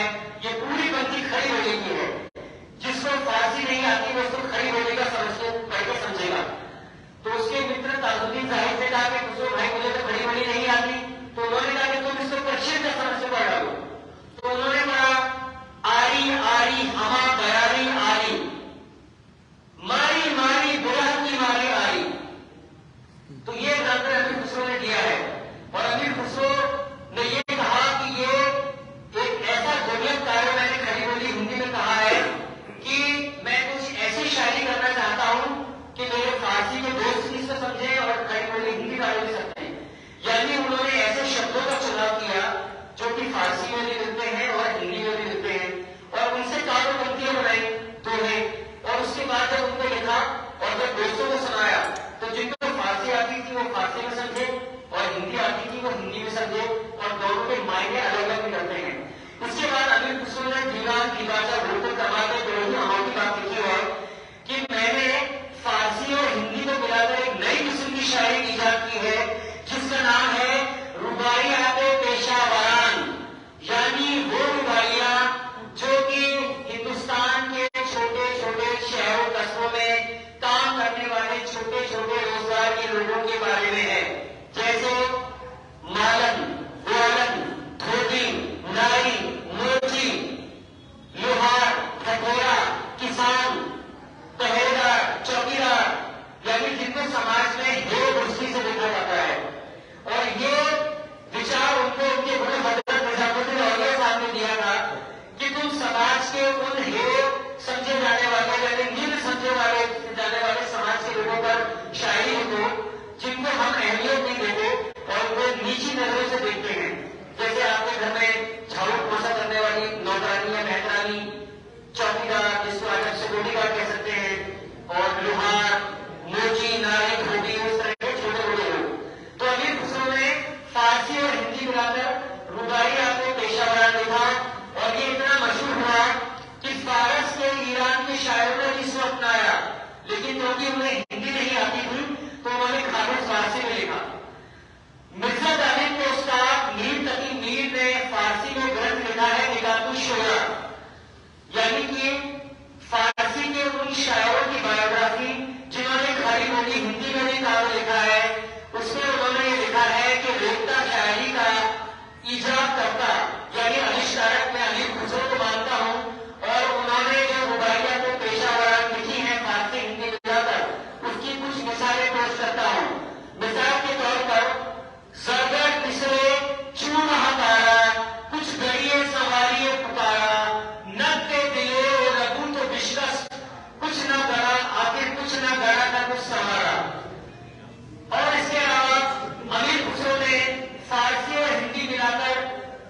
ऐसी घटनाएं की जिसमें दोनों भाषाओं की मिश्री यानी चाशनी नजर आती है।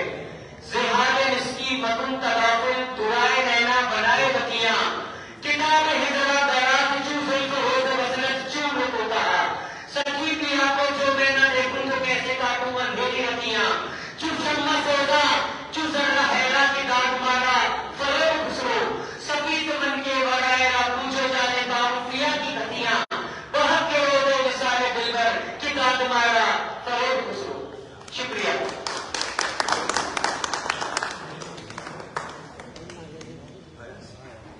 धन्यवाद प्रदीप जी। विषय तो ऐसा है कि इस पर जो आप शोध कर रहे हैं उसे 1500 किताबें आपने पढ़ी है और लंबा विस्तार हो सकता है। इस समय की लाइट भी जा चुकी है, एक वर्जन पर माइक चल रहा है इतना और ऊपर वाले का है। मैं बहुत आदर के साथ अब आज के हमारे मुख्य अतिथि जिनको हम सब लोग सुनना चाहते हैं हिंदी पखवाड़े के शुभारंभ शब्दों के साथ हाजिर होते हैं। इसका भी लेटर मेरे पास आएगा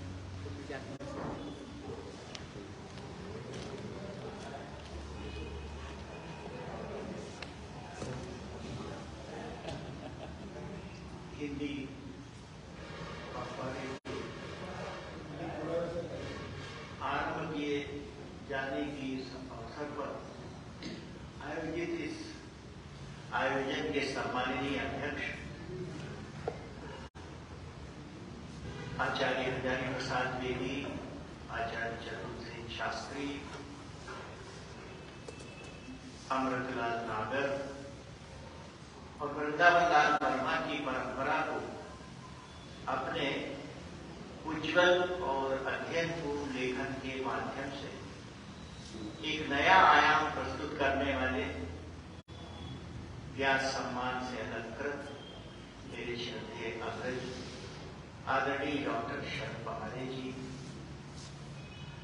अभी जिनका सुदीर्घ वक्तव्य हमने अमीर खुसरो पर सुना और उनका विस्तार से परिचय भी दिया गया। भाई प्रदीप जी हिंदी के लिए मुंबई जैसे महानगर में दर्शकों जद्दोजहद करने वाले और उसके प्रति पूरी प्रतिबद्धता के साथ अपने आप को समर्पित करने वाले मेरे अनुज तुल्य केशव जी, हिंदी की प्रख्यात विदुषी आदरणीय पद्मा जी, श्रीमती भारती साहित्य समिति के ऊर्जावान प्रधानमंत्री आदरणीय जावड़ेकर जी और लगभग दर्शकों पुराने मेरे मित्र मेरे गृहनगर के ही मैं समझता हूं कि अमीर खुसरो के ऊपर और को लेकर विस्तार से कभी विमर्श हो। उनकी ही पंक्तियां हैं हिंदवी की गोरी सोबे से पर तारे केश चल खुसरो खराब में रैन।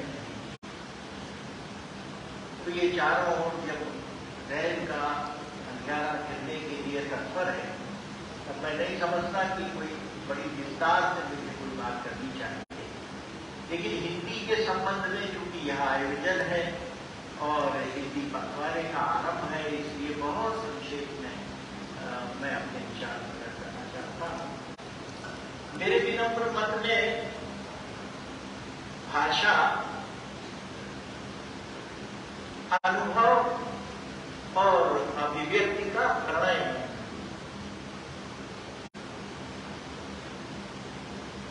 भाषा अप्रत्यक्ष होती है, अनुभव अप्रत्यक्ष होता है, लेकिन जब उसका समन्वय भाव से होता है तो हमारे सामने उसकी परिणति के रूप में मूर्त रूप में भाषा सामने आती है। अनुभव को जब कंठ और कलम के परिधान पहना दिए जाते हैं तो वह प्रत्यक्ष होकर भाषा के रूप में हमारे समक्ष मूर्त होती है। और ऐसी भाषा जो मूर्त होती है वह हमारे अंग अंग के पोर पोर में समाई रहती है। वह हमारी मातृभाषा उसे कहते हैं।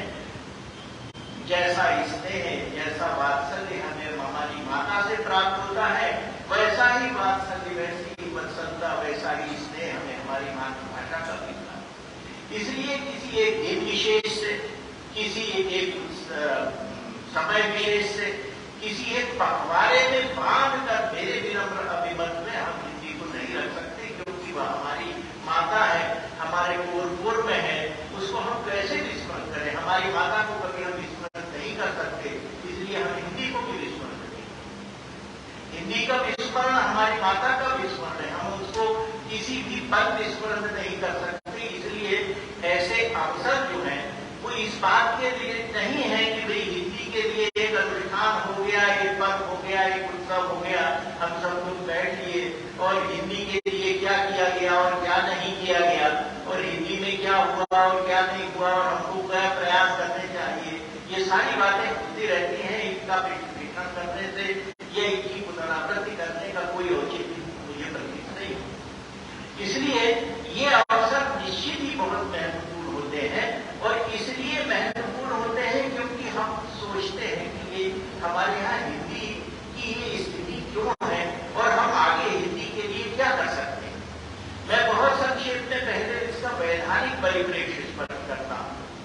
वर्ष 2009 में माननीय गुजरात उच्च न्यायालय के समक्ष ये बात आई, ये याचिका लाई गई कि भाई नामतोल विभाग जो है अपने बांटों के संबंध में जो भी विज्ञापन प्रचार प्रसार करता है वो गुजराती में करता, अंग्रेजी में करता है।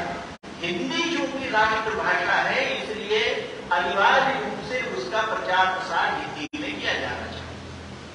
तब जब ये बात उठी तो हाईकोर्ट ने बहुत विस्तृत निर्णय दिया है, 2010 का निर्णय है, सुरेश भाई विरुद्ध राज्य। तो उसमें उन्होंने ये कहा कि भाई अभिलेख के ऊपर ऐसा कोई साक्ष्य नहीं है जिससे ये प्रमाणित होता हो कि हिंदी जो है वो राष्ट्रभाषा है। हिंदी राज्य भाषा है लेकिन राष्ट्रभाषा हिंदी नहीं है, और ये कहते हुए उन्होंने याचिका खारिज कर दी। उस याचिका के उस निर्णय में उन्होंने विस्तार से बताया है कि हिंदी राष्ट्रभाषा क्यों नहीं है। और तब ये प्रश्न उठा कि भाई राजभाषा अधिनियम यदि 1963 में बना लिया गया, यदि वो राष्ट्रभाषा अधिनियम बना दिया गया होता तो आज हिंदी हमारी राष्ट्रभाषा होती। आज हमारा राष्ट्रीय पशु है, राष्ट्रीय पक्षी है, राष्ट्रीय ध्वज है, लेकिन हमारी राष्ट्रभाषा नहीं है। हमारे पास हमारी राष्ट्रभाषा का कोई अधिनियम नहीं है। ये वैधानिक परिप्रेक्ष्य से यदि विचार करें और हमारे उन दुखों के बारे में सोचे जिन्होंने हिंदी के संबंध में विचार करते हुए संवैधानिक व्यवस्थाएं की, तो उसमें मालूम होगा कि हमारे संविधान के आर्टिकल 253 में हिंदी के संबंध में विस्तार से दिशा निर्देश दिए गए हैं। उसके खंड 17 में विस्तार से बात की गई है, तो 54 में बात, 254 के अंदर, 354 के अंदर उसकी बात की गई है।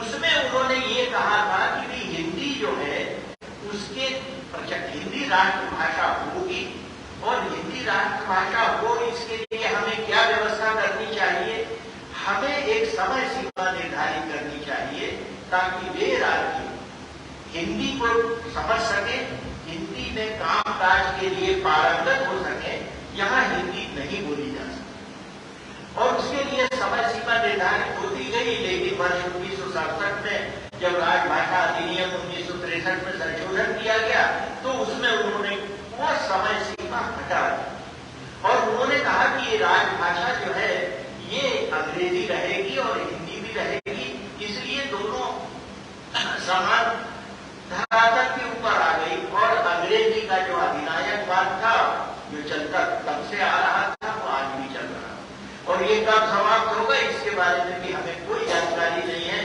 क्योंकि हमारी आज की पीढ़ी हिंदी कितना जानती है ये सब हम जानते हैं। हम कितना बच्चों को हिंदी के अंदर पढ़ाना चाहते हैं ये हम जानते हैं। हिंदी के अंदर भारतीय प्रशासनिक सेवा और राज्य प्रशासनिक सेवा के अधिकारी जो चयनित होकर आते हैं वो कितना हिंदी में प्रयोग करते हैं ये हम जानते हैं।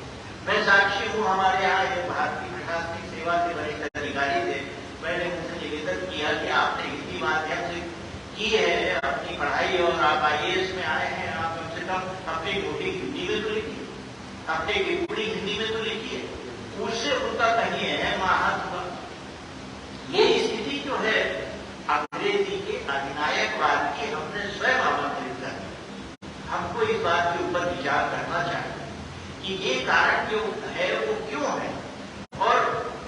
वंदे भारत हिंदी साहित्य समिति के द्वारा जो शताब्दी सम्मान दिए जाते हैं उसमें अलंकृत किया गया था डॉक्टर ऊना के जो है नहीं दामोदर खड़से नहीं, आनंद प्रकाश की दीक्षित के साथ मुझको सौभाग्य मिला कुछ काम करने का। उन्होंने एक आनंद प्रकाश की दीक्षित ने कार्य आरंभ किया था और उस महायज्ञ में हिंदी के संबंध में उसमें एक छोटी सी संविधा समर्पित करने का अवसर मुझे मिला। उन्होंने एक बहुत अच्छी बात कही थी कि भाई व्यावहारिक धरातल के ऊपर हम हिंदी में क्या कर सकते हैं। हिंदी के लिए श्रीमद भारत हिंदी साहित्य समिति जैसी समर्पित संस्थाएं हैं, राष्ट्रभाषा हिंदी समिति जैसी संस्था है। तो दीक्षित जी ने एक विस्तार से दस्तावेज बनाया और उसे सब जगह प्रचलित किया, भेजा और उन्होंने कहा कि भाई कम से कम ये विचार करें कि हम हिंदी के लिए क्या कर सकते हैं। हिंदी में उन्होंने कहा कि भाई अंग्रेजी रहे, राजभाषा रहे, लेकिन सबसे पहले ये व्यवस्था करो कि केंद्र शासन में हिंदी की अनिवार्यता हो। जो राज्य हिंदी भाषी है वहां हिंदी की अनिवार्यता हो और जो राज्य जो है हिंदी भाषी नहीं है, दूसरी भाषा के अंदर यहाँ दक्षिण भारत के राज्य विशेष रूप से यहाँ काम होता है, वहां जो है हिंदी की अनिवार्यता भले ना हो, लेकिन वहां एक समय सीमा निर्धारित करते हैं कि भाई 10 वर्ष में आपको हिंदी में पारंगत होना पड़ेगा। और वे कर्मचारी, वे अधिकारी जो प्रशिक्षण प्राप्त कर रहे हैं, शासकीय सेवा में आ रहे हैं, उन लोगों को भी हिंदी अनिवार्य रूप से पढ़ाने की व्यवस्था की जाए। एक विस्तृत दीक्षित जी ने जो है वो प्रस्ताव बनाया था और उसके आधार पर उन्होंने ये कहा था कि भाई इसके बारे में जो है हमें विचार करके और निर्णय लेना चाहिए, एक आंदोलन चलाना चाहिए। हिंदी का जो आंदोलन उस समय चला था 67-68 में जब हम लोग पढ़ा करते थे, वो आंदोलन एक तरह से विफल हो गया क्योंकि उसके राजनीतिक उद्देश्य थे। प्रश्न ये है कि आपने अपने राजनीतिक उद्देश्य के कारण भाषाओं के बीच में इतना विभेद और विद्वेष पैदा कर दिया कि आप दक्षिण भारत के जितने भी राज्य हैं वे उत्तर भारत के हिंदी भाषी लोगों की सूरत देखना पसंद नहीं करते। वो जानबूझ के हिंदी जानते हुए भी आपसे हिंदी में वार्तालाप नहीं करना चाहते। ये परिस्थिति जो है किसी भाषा के कारण उत्पन्न नहीं हुई है, ये पारस्परिक विद्वेष की स्थिति उत्पन्न हुई है राजनीतिक कारणों से। और वो राजनीतिक कारण जो है हम सब जानते हैं, उन राजनीतिक कारणों को किस तरह से दूर किया जाए ये भी आज का एक यक्ष है। हमें कम से कम हिंदी के संबंध में जैसी अभी विस्तार से आपने बात की, अमीर खुसरो के उस अवदान को याद रखना चाहिए। एक बात तो मैं ये कहूँ कि बार बार जो भाई साहब कह रहे थे कि हिंदी में काम नहीं हुआ, मैं तो एक बहुत छोटा सा व्यक्ति हूँ, लेकिन अमीर खुसरो के लघुचित्रों की परंपरा के ऊपर मैंने काम किया है और साथ ही बारी जो उनका व्याकरण था इसमें उन्होंने अरबी और फारसी के संस्कृत पर्यायवाची शब्दों को बताया और खादी पारी को जो है खादी पारी के संबंध में एक खादी पारी नहीं है, कई है। और ये अमीर खुसरो की खादी पारी है या खुसरो शाह की खादी पारी है या किसकी है, इसके बारे में भी विद्वानों में मतभेद है। देखिए आचार्य विश्वनाथ प्रसाद मिश्र रामचंद्र शुक्ल या निवास मिश्र डॉक्टर कुबेरनाथ राय जिनकी अभी ग्रंथावली आनी है, ऐसे हिंदी के लोग हुए हैं जिन्होंने बहुत विस्तार। तो मैं निवेदन करूंगा कि कभी कोई हिंदी के जो स्रोत आप बता रहे हैं वो अधिग्रहण होना का कार्य बताया, उसके बाद तो वो कभी अलग से बात करेंगे। ये जो है अमीर खुसरो के ऊपर हिंदी, अमीर खुसरो की बहुत बड़ी देन हिंदी को लेकर। और जो मैंने आपसे कहा था कि वो जो दोहा बताया वो हमारी आजकल की जो हिंदी की भाषा है उसके बारे में खुसरो को जो विरासत मिली थी अपभ्रंश की, प्राकृत की, आदि की, हमारे यहाँ आख्यायिका का जो स्वरूप था जिससे भाषा का भविष्य में आगे निर्माण हुआ, उस सबके परिप्रेक्ष्य के बारे में भी हमको विचार करना चाहिए। और इसके बारे में बहुत काम किया, विद्वानों ने काफी काम। तो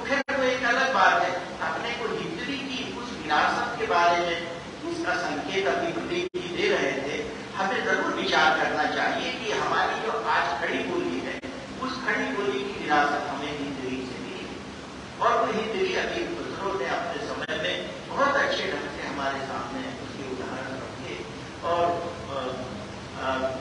फिरान सालेम के अंदर जो है वो काफी उन्होंने उसके बारे में संदर्भ भी दिए हैं।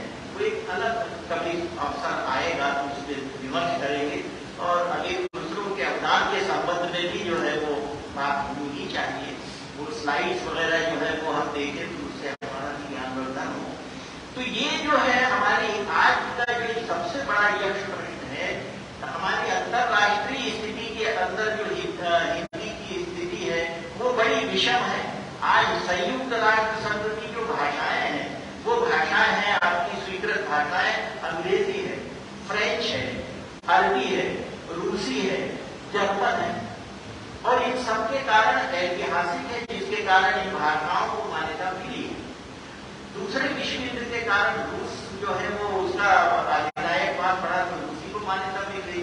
अमेरिका और इंग्लैंड में अंग्रेजी बोली जाती है तो अंग्रेजी को मान्यता मिल गई। तेल का चूंकि प्रभाव ज्यादा है और वो अर्थव्यवस्था विश्व की नियंत्रित करता है तो अरबी जैसी भाषा जो बहुत कम बोली जाती है वो, और सबसे ज्यादा बोली जाने वाली भाषा मैंडरिन है, लेकिन अब हिंदी है।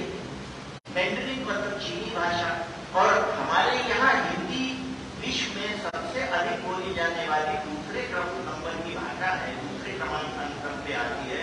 लेकिन हिंदी के संबंध में कोई संयुक्त राष्ट्र संघ के अंदर हमारा खुद की भाषा के रूप में मान्यता नहीं। इसका एक बड़ा कारण, इसका कारण है हमारी इच्छा शक्ति का अभाव। हिंदी की स्वीकार्यता कैसे बढ़े इसके बारे में हमारे द्वारा किए जाने वाले प्रयत्न जो नहीं के बराबर। हमने अभी जब 75वीं महासभा का अधिवेशन हुआ संयुक्त राष्ट्र संघ में और हमारे माननीय प्रधानमंत्री नरेंद्र मोदी जी ने वक्तव्य दिया हिंदी में, इसके पहले अटल बिहारी वाजपेयी ने दिया, तो वो वक्तव्य जो दिए उन्होंने वो हिंदी में उसका प्रभाव जो है ये पड़ा कि संयुक्त राष्ट्र संघ ने हिंदी में ट्वीट करना शुरू कर दिया। हिंदी के अंदर उन्होंने अपना एक फेसबुक का पेज बनाया। तो हिंदी की स्वीकार्यता बढ़े इसके लिए हम क्या कर रहे हैं ये सबसे ज्यादा महत्वपूर्ण प्रश्न है। और संयुक्त राष्ट्र कोई भाषा जो है उसके मानक तय होते हैं। आपकी वैज्ञानिक साहित्य उसके अंदर कितना रचा गया है, आपके दूसरे जो मानक है उसमें आपके उद्यमिता से संबंधित साहित्य कितना है, ये सारी चीजें हैं बहुत विस्तार से बात की जा सकती है। उसके बारे में हमें सोचना चाहिए। हमारे यहाँ राजनीतिक इच्छा शक्ति इस मामले में शून्य। अभी मैं दक्षिण कोरिया में गया था, सियोल विश्वविद्यालय में मानक, और सियोल के मुख्य मार्ग के ऊपर एक शानदार प्रतिमा लगी हुई है। वहां किंग सेजोंग द ग्रेट, वो 14वीं 15वीं शताब्दी का राजा था दक्षिण कोरिया। लेकिन वो तो राजा था दक्षिण कोरिया का 14वीं 15वीं शताब्दी का, उसका अधिनायक भाग जो है उसके सामने तो कोई कुछ बोल नहीं सकता था। लेकिन वहां चूंकि चीनी भाषा का आधिपत्य था, चीनी लोग आए थे, तो उसने पहला काम, पहली घोषणा उसने ये की कि हमारे यहाँ चीनी भाषा में जो लिपि है वो नई लिपि लिखी जाएगी, वो लिपि मैं बनाऊंगा। और उन्होंने एक हनमुल लिपि बनाई। वो हनमुल लिपि जो है जिसके अंदर 11 स्वर और 17 व्यंजन के बाद में घटा के उनको 12 कर दिया, वो इतनी सरल लिपि है कि उसको मेरी 11 वर्ष की नाती ने मुझको 3 घंटे में सिखा दी। और वो जो है वो लिपि में बिल्कुल पढ़ सकता हूँ। वो लिपि जो है हम कोई भी पढ़ लेगा, आप भी 3 घंटे में उसको सीख सकते हैं, पढ़ सकते हैं। उस आदमी ने किसानों को समझाने के लिए पुस्तक लिखी, खेतों अपने दरबारियों के साथ वो खेत किया, उस भाषा में लिखी गई पुस्तक को देखी कि खेती करने के अच्छे तरीके क्या हो सकते। उसने बुद्ध की जीवनी उस भाषा के अंदर 10 खंडों में लिखी, fragments from the life of Buddha, उसका अंग्रेजी अनुवाद हुआ। और उसके बाद फिर उसने जो है वो कविताएं लिखी उस भाषा में। उसने अपने आप को इस बात के लिए समर्पित कर दिया। वो कृतज्ञ राष्ट्र आज याद करता है किस रूप में, एक भव्य प्रतिमा लगी हुई है सियोल के मुख्य मार्ग के ऊपर। वहां एक बड़ा भारी संग्रहालय उन्होंने बनाया है, 10,000 वॉन का एक नोट जारी किया है 9 अक्टूबर को भाषा दिवस के रूप में उसका दिवस मनाया जाता है और वहां इस बात की अनिवार्यता है कि आप इन सुजाम नहीं बोलेंगे, इन सुजाम द ग्रेट बोलेंगे। वहां इन सुजाम द ग्रेट बोला जाता है। हमारे यहाँ ये उस आदमी ने 15वीं शताब्दी में अपनी भाषा के लिए पूरा अपना समय लगा के पूरी उसकी व्याकरण बनाई, पूरी लिपि बनाई और आज उसी भाषा के अंदर पूरा साहित्य। वहां वो लोग अंग्रेजी में बात नहीं करते, वो लोग अपनी भाषा में बात करते। ये गौरव जो है वो कितना बड़ा गौरव है। अब वो राष्ट्र कृतज्ञ है आज 600 बरस बाद भी। और उसके बाद आप यदि आप देखेंगे तो कमाल अतातुर्क ने 19वीं शताब्दी के अंदर यही काम किया कि जब स्वतंत्र हुए तो उन्होंने कहा कि ये आदिजात हमको हटाना है। जैसे दक्षिण कोरिया में चीनी आदिजात के हटाया और ऐसे उन्होंने कहा कि हम ये आदिजात हटाएंगे। उसने उसकी लिपि परिवर्तित कर दी और नई भाषा। तो ये जो है ये कुछ प्रयास है। मैं ये निवेदन करना चाहता हूं कि हमको कम से कम ये संकल्प लेना चाहिए कि हिंदी की स्वीकार्यता कैसे बढ़े, हमारे लोग हिंदी में अधिक से अधिक कैसे जाने, हमारी हिंदी की यात्रा जो है वो कैसे आगे बढ़े। हम परिक्रमा नहीं करें, परिक्रमा करेंगे तो घूम के वहीं आएंगे जहां यात्रा करेंगे तो आगे बढ़ेंगे।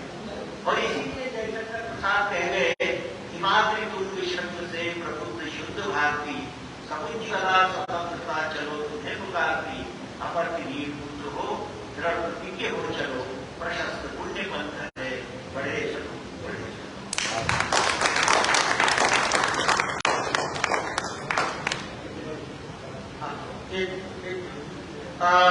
पांडे साहब ने हिंदी के बारे में पूरे विश्व स्तर पर जो हिंदी का प्रचार प्रसार और संयुक्त राष्ट्र संघ की जो आधिकारिक भाषा हिंदी निश्चित रूप से बहुत जल्दी होगी। आप एक 2 मिनट बोल रहा हूँ, 1975 में नागपुर में जो विश्व हिंदी सम्मेलन इंदिरा गांधी ने शुरू किया था वो चल रहा है अभी तक। हर 4 साल में विश्व हिंदी सम्मेलन होता है अलग अलग देशों में। अभी बार फीजी में होता और 2006 में हिंदी को विश्व हिंदी दिवस के रूप में मनाया जाता है। विदेशों में जो दूतावास है वहां पर मनाया जाता है। जो कोरोना काल का तहत तो विश्व हिंदी अकादमी ने भी करीब 50 देशों में ऐसे कार्यक्रम हर वर्ष करने की प्लानिंग बनाई थी और निश्चित रूप से आ जाने वाले दिनों में हम वो अलग अलग देशों में हर साल करेंगे। आदरणीय उपाध्याय ने बहुत सारी बातें भी बताई। मेरा उनका 50 साल से संबंध है, हरिद्वार के हम रहने वाले हैं। और आज अभी आपने सुना होगा कि हाईकोर्ट सुप्रीम कोर्ट के जो आदेश है कोर्ट के हिंदी में आने लगे हैं। आदरणीय उपाध्याय जी जो है रिटायरमेंट के एडिशनल कमिश्नर रिटायरमेंट हुए वाणिज्य कर से, उसके बाद ये बोर्ड अपील बोर्ड वाणिज्य के मेंबर है और उस समय डिसीजन वगैरह जैसे तो और भी लोगों ने हिंदी में लिखे हैं। परंतु ये एक बात लगती है जिन्होंने कहा कि आपने सारे आदेश जो है अपील आदेश अपील आदेश सब हिंदी में किए हैं। तो आज जो आदेश को हम पढ़ के गर्व करते हैं कि कितनी शुद्ध हिंदी, एक भी शब्द अंग्रेजी का नहीं, इसको कहते हैं कि हिंदी भाषा के लिए समर्पित है। आज जो भी जज की हैसियत से अपने बातों को अपनी बात को अभिव्यक्त करता है हिंदी भाषा में। लेकिन मैं बहुत ही बात आभारी हूँ। मैं अदाकार रहने वाला हूँ, इसलिए मैं समझता हूँ कि हिंदी का जो चीज है सिंधु घाटी से निकलती हुई यमुना गंगा में के वहां से ब्रज भाषा और अवध भाषा से निकलती हुई भाषा जब नर्मदा के कछार में जब पहुंचती है तब हिंदी साहित्य में बहुत सारे कछार में पैदा हुए, माणिक वर्मा हुए, भाग्यदास चतुर्वेदी हुए और उसके बाद आज की पीढ़ी के जो हमारे संदेश श्री बघारे जी और उसके बाद श्री उपाध्याय जी जो बैठे हैं ये हिंदी के लिए समर्पित है। ये नर्मदा कछार से आते हैं। मैं इसलिए नर्मदा कछार का होने के लिए उनको प्रणाम करता हूँ। जो त्रिवेणी जो बेटी है गंगा जमुना और आकर के नर्मदा के कछार में मिली है, इसलिए मैं हिंदी साहित्य के लिए आपके हिंदी साहित्य को प्रणाम करता हूँ और आपका अभिनंदन करता हूँ। इसी तरह शिप्रा की नदी से निकल करके शिप्रा के कछार से भाई केशव जी यहाँ मौजूद है। इन्होंने हिंदी साहित्य का जो झंडा उठा करके आज पिछले 40-30 साल से चल रहे हैं। मैं इनके साथ कंधे से कंधे मिला के खड़ा हुआ हूँ 20 साल से और ये भी झंडा काट रहे हैं। इसलिए ये जो अनुसार इस प्रकार ये साइट को ऊंचाइयां दे रहे हैं। मैं आपका अभिनंदन करता हूं।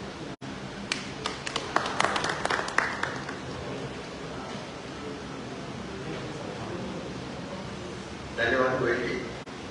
और मित्रों, अब आशीर्वचन तो बहुत आदर के साथ परम संजय डॉक्टर शर्मा से अनुरोध करूंगा कि वो इस हिंदी हमारे अखबार में शीर्षक दिया है उसको अपनी शुभकामनाएं देते हुए अपनी बातें शेयर कर।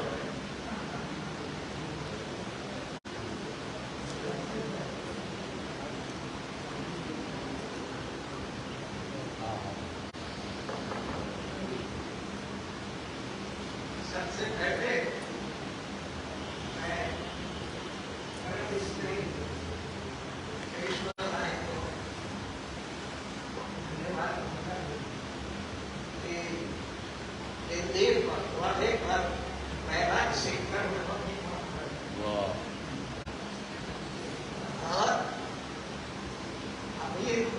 के माध्यम से उन्होंने हिंदी साहित्य के प्रारंभिक स्वरूप को हमारे सामने प्रस्तुत किया।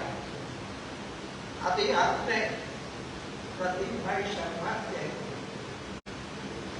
अमीर खुसरो पर एक बड़ा रिसर्च पेपर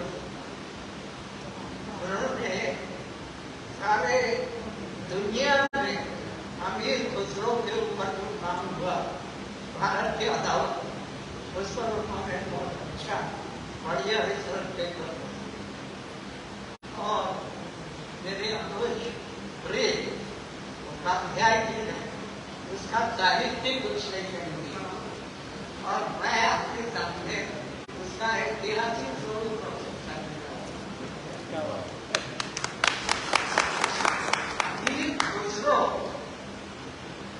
के बारे में इतिहासकार डॉक्टर आशीर्वाद श्रीवास्तव मैं पहले आपको एक बात बताता हूँ कि यहाँ अमेरिका में बड़ा घबराया हुआ।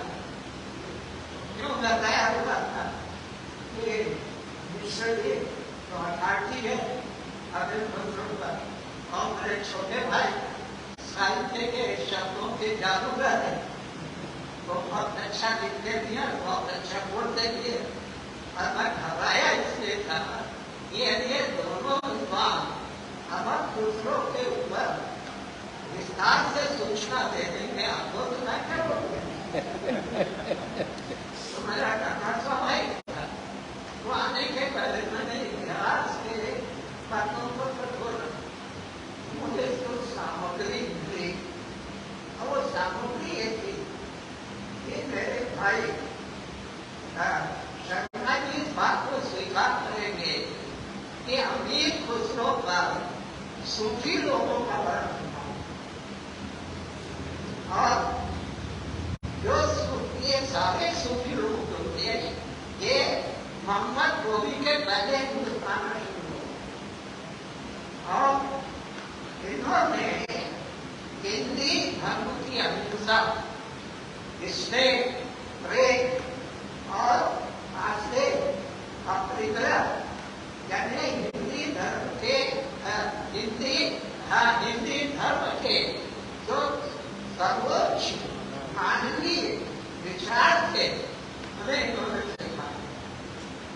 और आप अच्छी तरह जानते हैं कि निजामुद्दीन औलिया के पट्ट शिष्य अमीर खुसरो और डॉक्टर आशीर्वाद श्रीवास्तव ने मुझे नई सूचना दी सूफी नवी मध्य भारत में शुरू हुआ।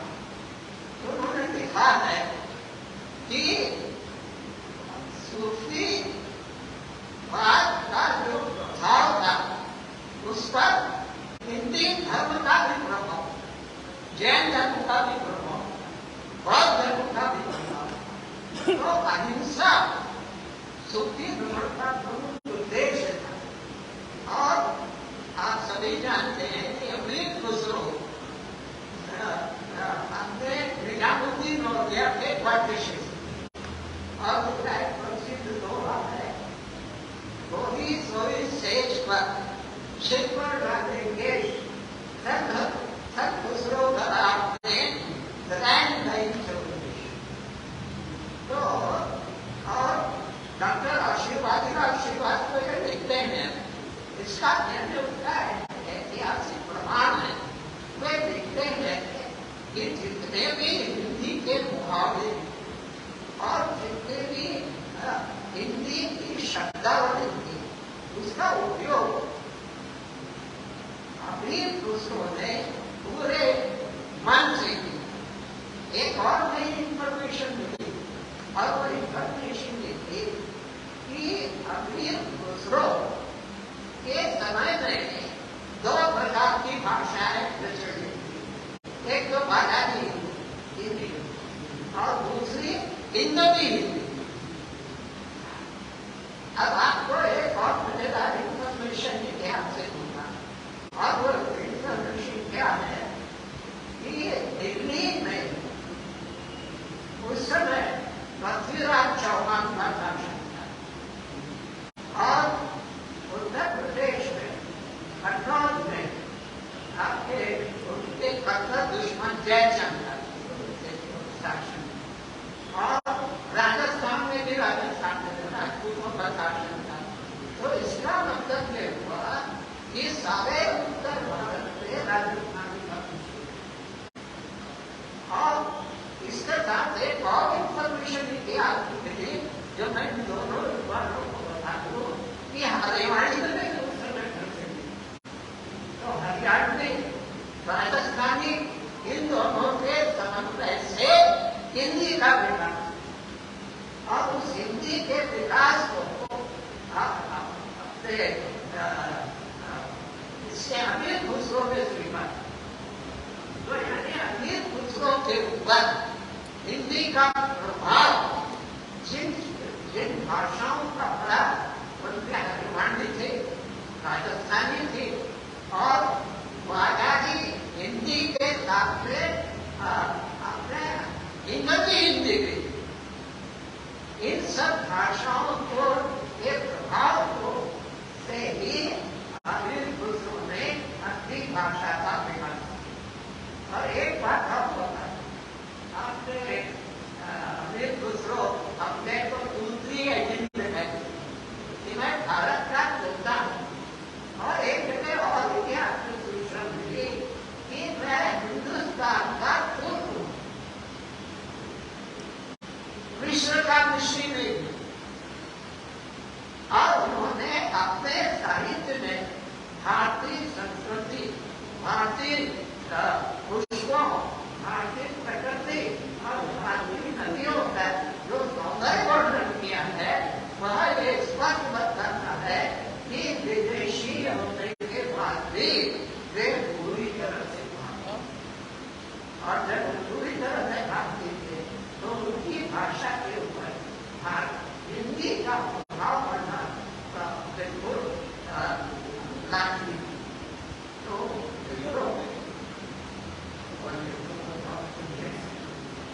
मैं अपने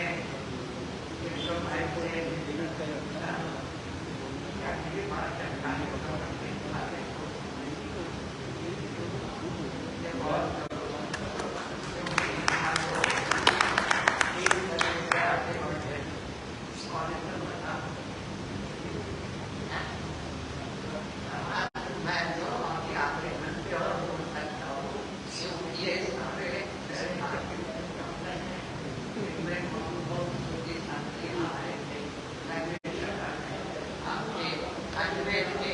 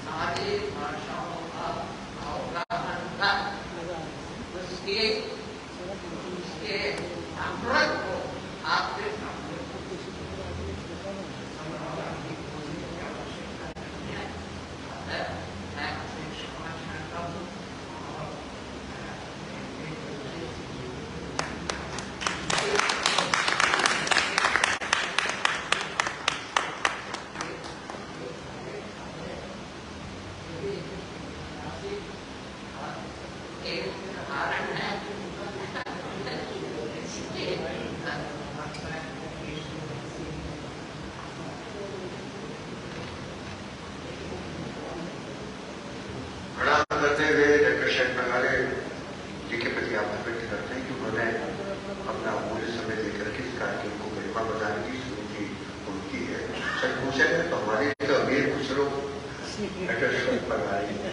भाषा साहित्य इतिहास ये है जिसको उन्होंने कभी अपने आप में समेट रखा है और हमारे लोग पर समय समय पर हमारे बीच में हमको विशाल के रूप में देते भी हैं।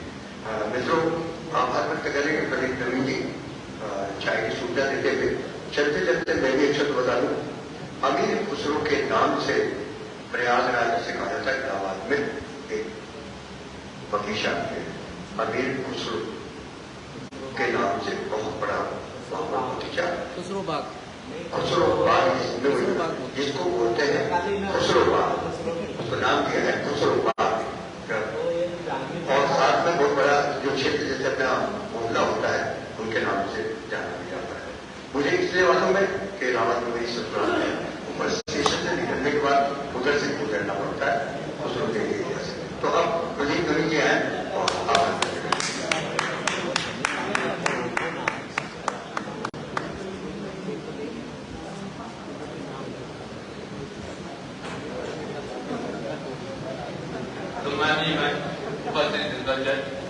मंच में जितने भी अतिथि बैठे हैं इन सबके नाम आप बैनर पे पढ़ लें और आभार उन शब्दों को नामों को सुने।